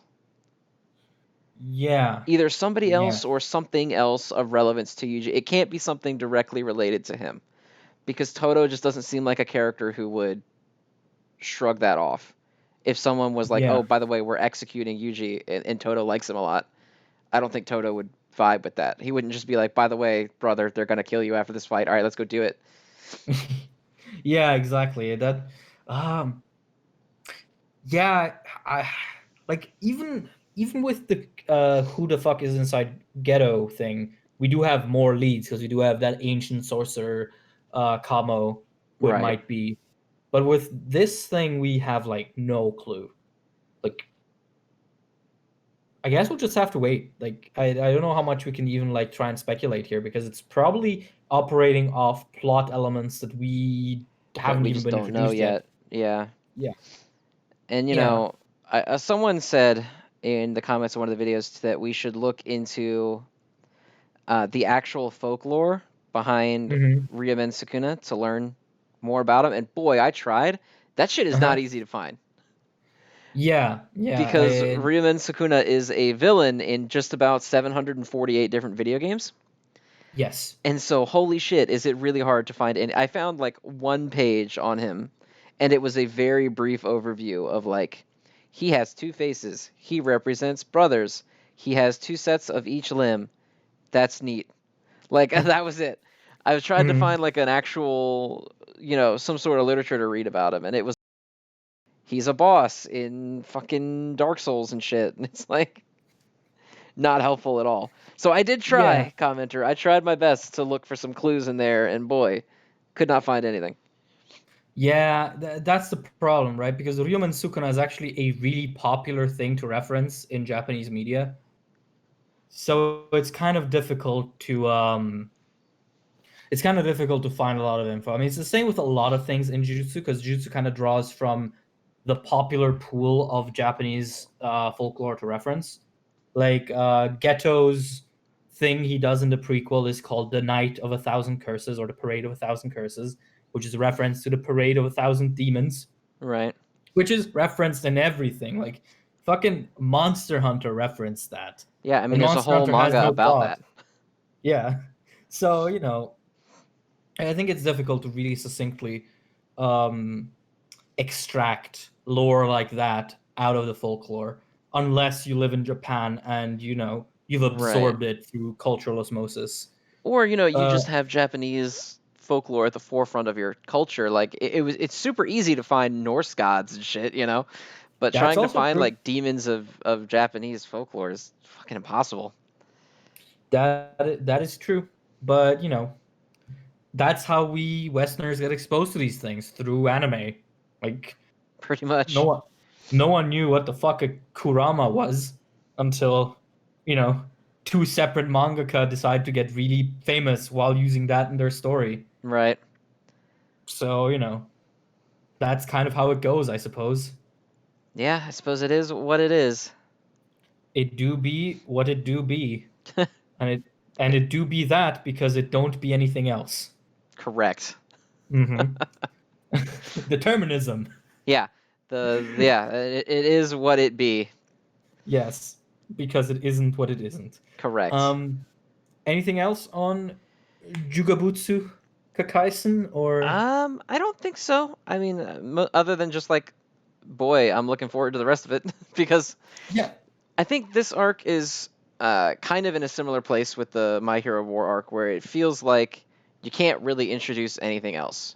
Like Yes. I don't think you can have a um, Lemillion moment in Hmm. this now. I think you just gotta kind of do it, and it's Hmm. done. And it feels like we're right there. Like it Yeah. actually feels like next week could be the end of the fight, and we're Yeah. just in like recap mode at that point. Yeah, exactly. Like at this point, this fight has had like two separate characters come in to help Yuji. I don't think there's gonna be another one. Yeah, and They, I mean, even if like it's not just a character came in to back up Yuji, it's like, here's another just major plot twist. Like I don't even think there's anything other than maybe some cryptic final words from Mahito that you can really put in to Mhm. elongate stuff too much further than where we're at now.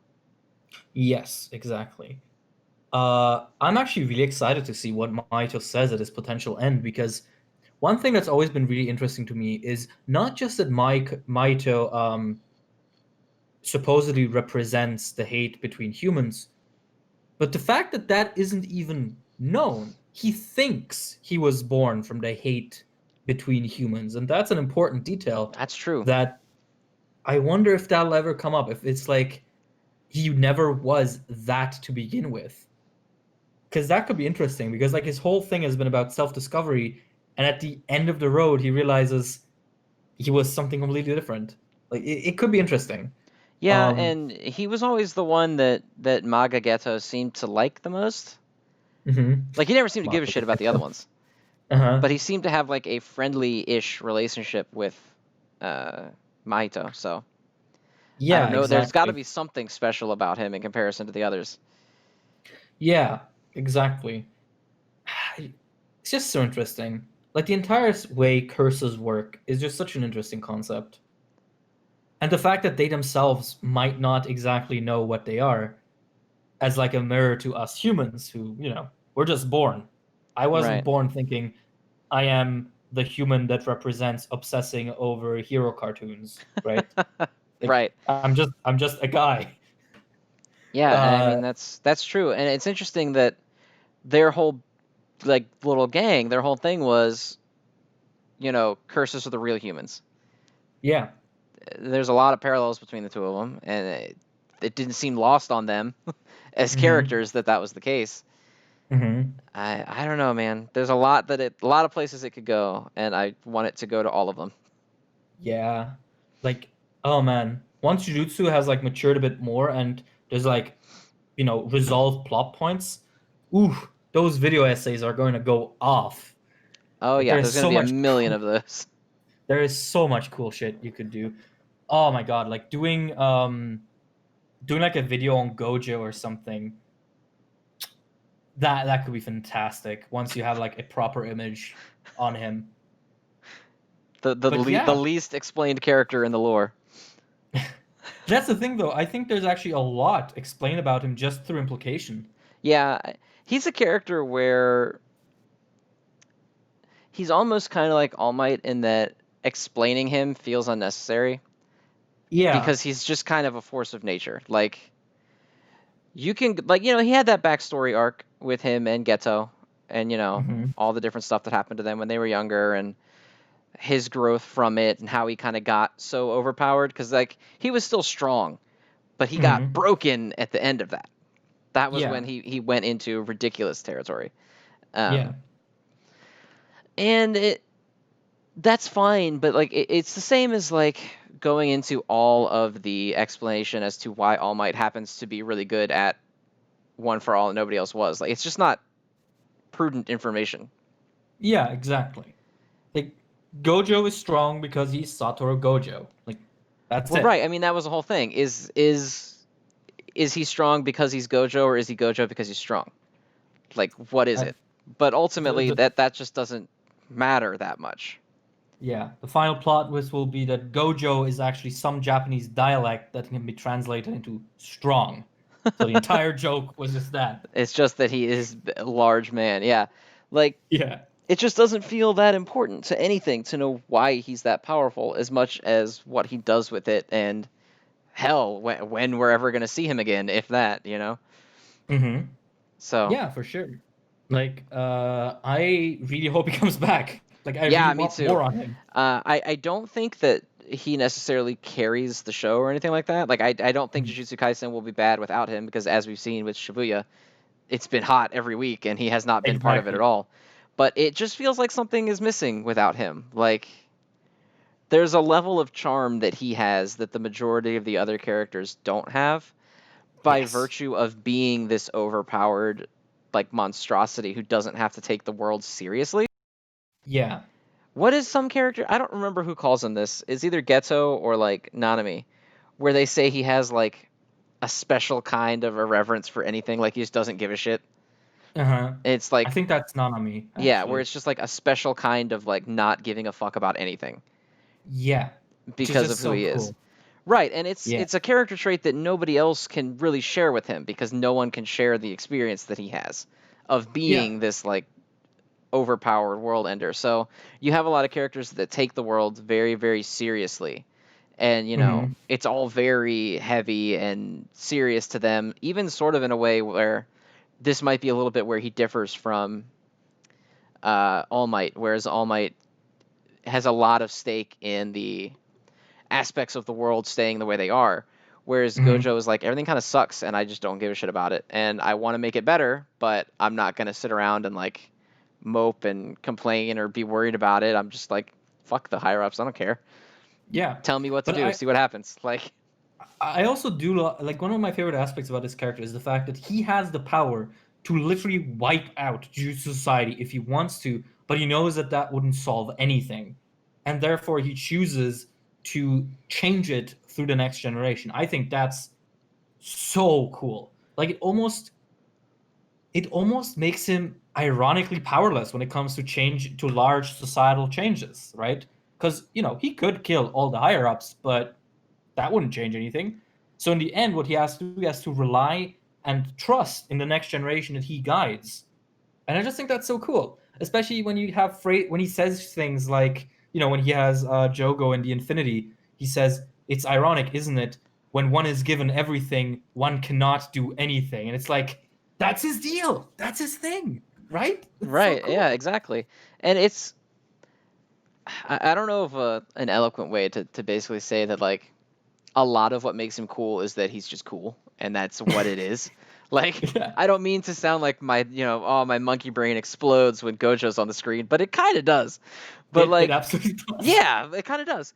But then part of it too is like he's a character that represents a lot about the world at large. And Hmm. a lot of the fights in this have always been my cursed power versus your cursed power or whatever, and which one is the best. But Hmm. when it comes to someone like Gojo's goals and, the whole Sukuna thing and like standard society wants to kill him, whereas Gojo wants to raise him and help him be better. And Hmm. it's stuff where whose curse technique is the best just stops mattering. Hmm. Because unlike, I mean, there is an extent in like Jujutsu sorcery world, but like the Jujutsu world is very much underground. Like it's not a thing most people know about. It's Yes. like a secret thing.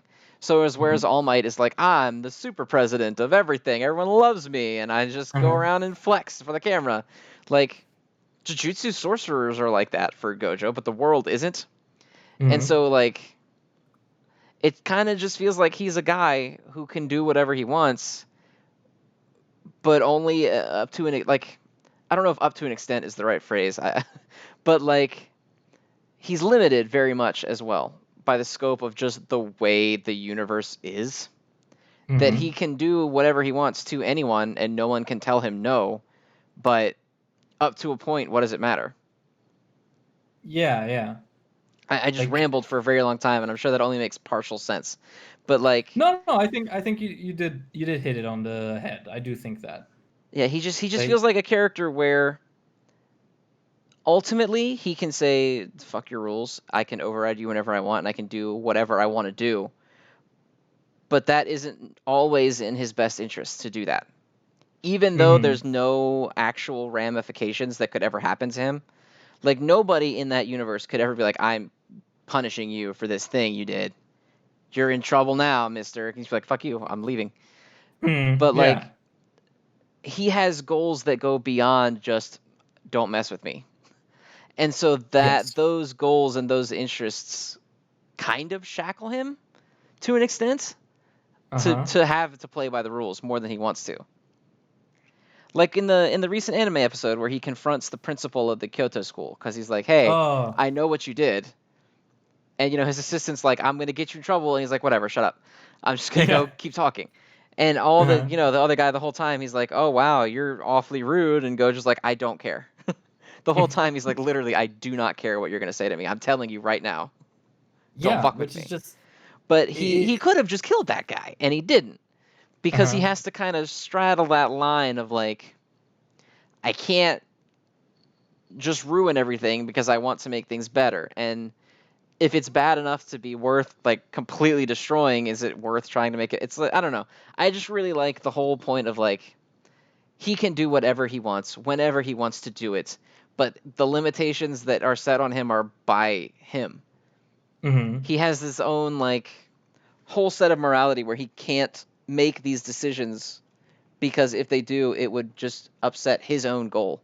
There's no one that can put any consequence on him other than himself, which I find which interesting about him. which is actually, now that you put it like that, the what is it? The core of Jujutsu sorcery are restrictions and vows that you put on yourself. Interesting, isn't it? Hmm.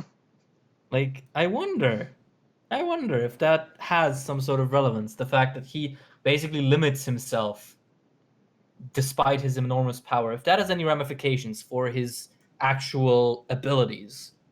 Since pacts that limit your ability or that give you a handicap are inherent to Jujutsu sorcery, right? With like Sukuna's Malevolent Shrine, where it's like, oh, you don't create a separate space, people can run away, but as a trade-off, it's really powerful. Maybe. Huh. Yeah. I don't know. I We're need to we're run. kind of stuck in limbo when it comes to Gojo because we haven't seen him in almost 1 year. In Yeah, we're January, it will be 1 year since he has been in an actual chapter, not just the joke chapter. so basically what you're telling me is that we've just been coping. Oh, dude, we're coping hard. We are big coping about not we're having Gojo for so long. we're just inhaling that copium. Big time. Okay. Any closing words on Jujutsu Kaisen, since we've probably gone for like what, 30 minutes, 40 minutes? About 30 minutes on the nose. There we go. Do you have any final words on it? No, I mostly just this was a chapter that's pretty much just you. It's not complete without next week, so I Yes. very much need to see what happens next before I have any full final phrases. But it definitely feels like we're gonna be preparing our final words on the arc as a whole here pretty soon. Oh yeah, I'm excited for that because like a whole like Shibuya arc retrospective that'll probably take us like 7 hours. That's gonna hit different. Oh, dude, that. Oh man, that might have to be a special episode. Exactly. I'm thinking that too. But okay. Do you want to do your lightning round then?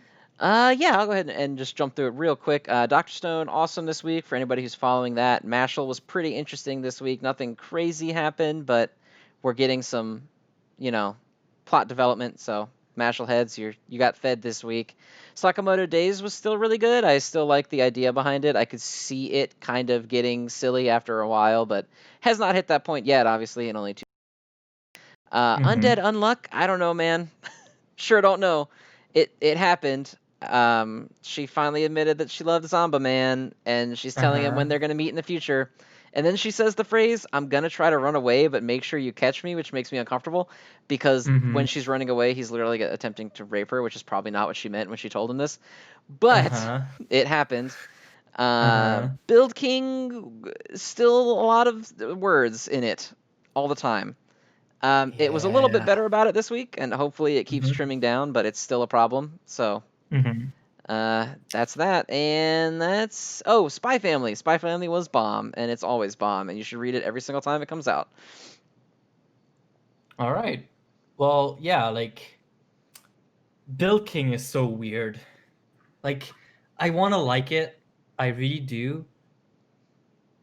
But the like it has so much stuff going on in it that kind of suffocates the story or like the manga for me. Like so much text and so much like unnecessary superfluous dialogue that kind of goes nowhere. Yeah, superfluous dialogue is a great way to put it because it feels like every single time that a character explains something, they take 3 to 4 more speech bubbles than necessary to get the Yes. information across. Like in chapter 3, Yeah. did you read chapter 3?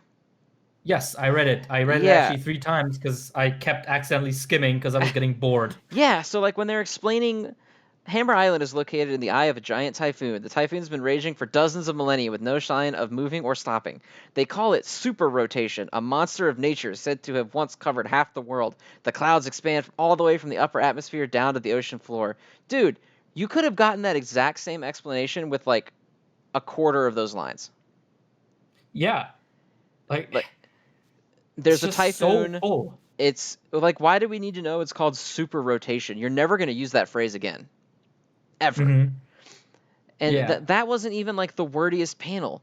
And it's just weird. Like it seems like the story has no ability to concisely explain itself. Yeah, yeah. Like it really feels weird to me because I don't remember Toriko being like this. And that's It obviously our it big point can of get reference. this way, but very rarely. Whereas in Yeah. this, it feels like every page, you're like, God almighty. There's one Mm, panel that I remember that sticks out so badly is that they're in the middle of the typhoon and they're like sailing the house or whatever. And hmm. the guy is yelling back to them. And he is actually covered up by the speech bubbles. Like Yeah. you can't actually see all of the art in the image because there's so much speech bubble going on that like it's Yeah, only half his exactly. face. And it's like, dude, for God's sake, you don't need this. Yeah, and it's like a lot of it is a superfluous, as we said, exposition, and then a lot of it is also just jokes that are not funny. Like, Yeah, I mean that's kind of something that happens. I feel like every time an older mangaka comes back, is the humor is the same kind of humor. Like Burn the Witch does this too, where hmm, like there's a million and a half jokes about her panties, and it's like that's not hmm, funny. And there's a yeah, lot of butt and poop jokes in this that are not funny. yeah, And it yeah, feels a lot like this was humor that you would have like an oh that lady's panties joke, like that's something you would have written when you were making Bleach in the year 2000. And yeah, the yeah, Toriko like poop humor, like that's older stuff, but like it's just not, it's not funny now. And I don't know of anyone that finds like haha his butt's out like that funny. And they use 4 speech bubbles on the butt joke.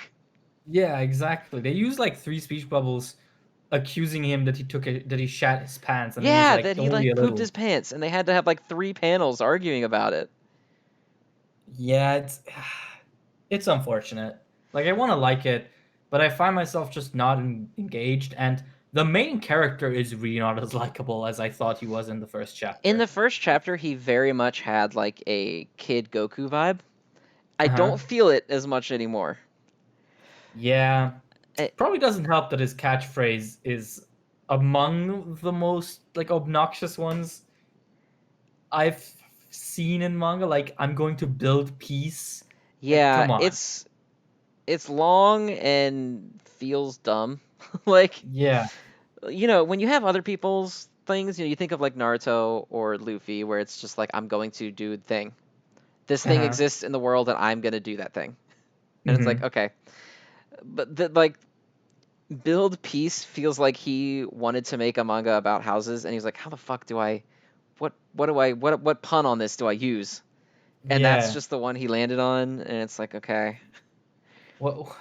There's nothing How rousing do? about it. Like when you see Naruto like covered in like sweat and he tightens his headband, he's like, I'm gonna be the Hokage. You're like, fuck yeah, you Yeah. are, kid. Kick some Yeah. ass. There's nothing rousing about it's my job to build the peace. It's like, Yeah. okay, whatever, man. It's basically just the author trying to like nicely package the phrase "I'm going to be the real estate Hokage." Like, Basically, yeah, like I mean, his whole thing, I get it. It's like I'm not good at building stuff, but the whole show is about building stuff. So I'm gonna build safety for everyone in the world. But like, maybe just say that one time, just the one time, yeah. and then not every single time he talks. It's not catchphrase material. Yeah. Yeah, I don't know. I think Bill King is really unfortunate Yeah, I so mean, the art's far. still great. I love his art style. It's very like expressive and cartoony, and like I love Hmm. the art. And in the later panels in this chapter, like where he's navigating through the hurricane and stuff, Hmm. it really does start to feel like it gives you Toriko vibes. It's just action Yes. and movement, and that's great. And it's they finally get out, and he's just like, "Yay, we got out!" And they fall Hmm. into the water. And then as soon as that happens, we're just right back to like, oh shit, here's 750 panels of them talking about nothing. Yeah. Yeah. It actually kind of feels like Vigilantes in that regard, to be quite honest. Like Yeah, I just could see that. suffocating in information. It actually Yeah, that's shares another issue. It actually shares another issue with Vigilantes to me, which is that some like single pages really should be spreads. Like there's one when they're navigating the hurricane that feels like, I think it's when he bursts out of the hurricane, where it's like it feels like it should be cool, but it just feels so squashed. And I feel oh that the a lot one with, where he shoots himself out, and then the other yeah, one is they yeah. come out. Yeah, it doesn't feel quite as big as it should be, and the pages that should have been spreads don't line up. So even if you try to force it to be a spread, you can't. I don't know. Yeah, It's weird. it's odd. Like I don't know. Well, I I think we'll he give it a couple more chapters. consistently has too many panels per page. And I don't know Hmm. if it's because of all the shit he wants people to say all the goddamn time that he feels like he Hmm. has to constantly show it. But like Hmm. it makes it so that I think the text bubbles wouldn't feel so intrusive if there wasn't like every page is packed with shit. Like the Hmm. one where he gets out of the hurricane, there's 9 panels on that page. Yikes. There's 9 panels on the page, and some of them are just like they fell into the water. They're in the water. Now he's swimming to get him out of the water. Now they're Uh-huh. not drowning. And then the next 2 panels, there's so many speech bubbles on him you can barely make anything out other than the characters' faces. And like maybe if you had room to make these individual panels bigger, you could have them talk without it feeling like it's legitimately crowding up and like scuffing up the art almost. Like there's one panel, oh my god, he's got him out of the water and he's like talking to him, and the entire border of the panel is just speech bubbles. It's like a giant right angle of speech bubbles that's Oh my got a god. little bit of their art in the corner. It's just too much. And Yeah. maybe it's just me, but like the final pages is a big spread, and it's like this Uh-huh. giant fucking spread of like the world, and it looks so cool. And it's like all these different buildings, and like there's crazy Sonic the Hedgehog roads and shit in there. And I'm like, oh my god, Hmm. that looks awesome. I want more stuff like that.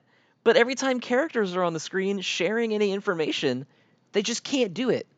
It's like he forgot how to make his characters be able to speak in a way that wasn't like reading a book. Yeah. Yeah, I It feel doesn't feel that. like people are talking. It feels like you're reading exposition out of like a movie script.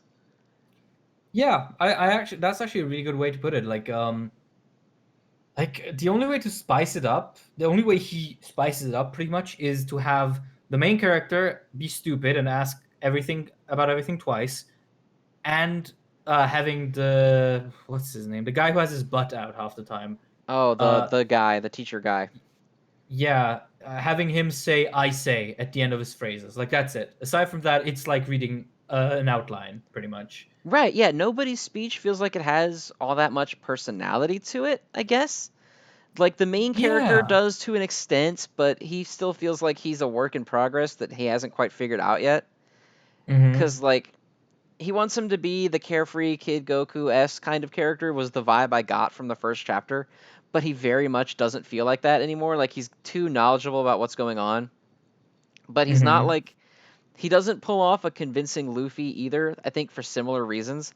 He's like really knowledgeable but also an idiot. It doesn't make a whole lot of sense to me. That like every time they talk about anything, he's like, "Oh, you mean this, this, this, and this. All this stuff I know, but also I'm a big dummy, so you should explain it to me." But like you Yeah. just told the guy you knew the information that he's talking about.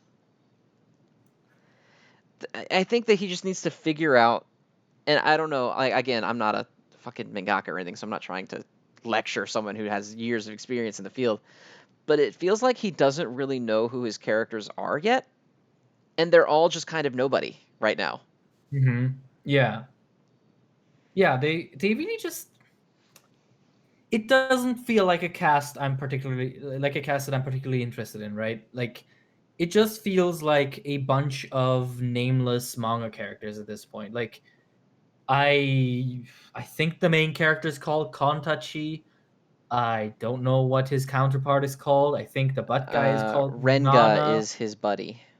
Okay, Rang. Like they just don't feel like characters that I click with, which is just such a shame because I remember like I started Toriko um of course after seeing Neo post about it because that's how everyone read Toriko Correct. pretty much.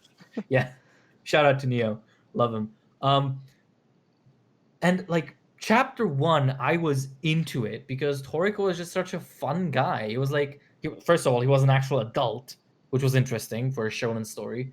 Um, and he was like likable, competent, aloof, funny. Yeah, like and just Toriko, cool. from the very beginning, you knew who he was. Yeah. He had a distinct personality that he was able to get through both in like words and in the way that he behaved. It feels Yes. like maybe that's a good way to put it, is that nobody in this series feels like they can convey any information without overly explaining it verbally. Yes. Yes. Like Like even that's with actually. the kid who's like the happy kid. Uh-huh. Why the hell do you need three? It literally says, "All right, we got out. We got out of the typhoon." You don't need three speech bubbles for that. Mm-hmm. Those are three different bubbles. Why do you have them? Just have him Yeah. scream, "All right," and he's like in a happy pose. He's a happy-go-lucky protagonist, and they did the thing. And instead, you Mm-hmm. have four speech bubbles to convey the same amount of information that only needed one. And you could have focused more on the art of the actual pages. Yeah. It's unfortunate. It is unfortunate, but I suppose we'll just have to see. Yeah, I Like, don't I feel know. like, Also, weird little complaint, but the names are really long. Nothing rolls off the tongue in this series. yeah, like I would. Tonkachi, I think, is the main character's name, and that's already kind of long. And like Uh-huh. their mentor's name is Master Carpenter. Yeah, right. Like that's too long. Yeah. I mean, to be fair, like I don't think in Toriko most of the names were super catchy either. Like, No, but aside their from names were like Sunny and Coco, that's true. That is true. They were short at least. Zebra, Like, and it's not so much that like I don't think Tonkachi is too long of a name, but like Master Carpenter does not roll off the tongue at all, and he Yeah. really just needs like a one-word name. And Mm-hmm. like everything I think in this world is just weirdly explained and like weirdly labeled. Like the house Mm-hmm. beast. Quick, get to the house beast. Just give it a name. Give it a one word Yeah. name. A quick name that every character can say immediately that doesn't cover up all of your fucking. Also, maybe the concept of houses just doesn't click like the concept of food does. Because when he has this moment where Yeah. he's like, oh my god, there's a house in here. I'm like, I don't care.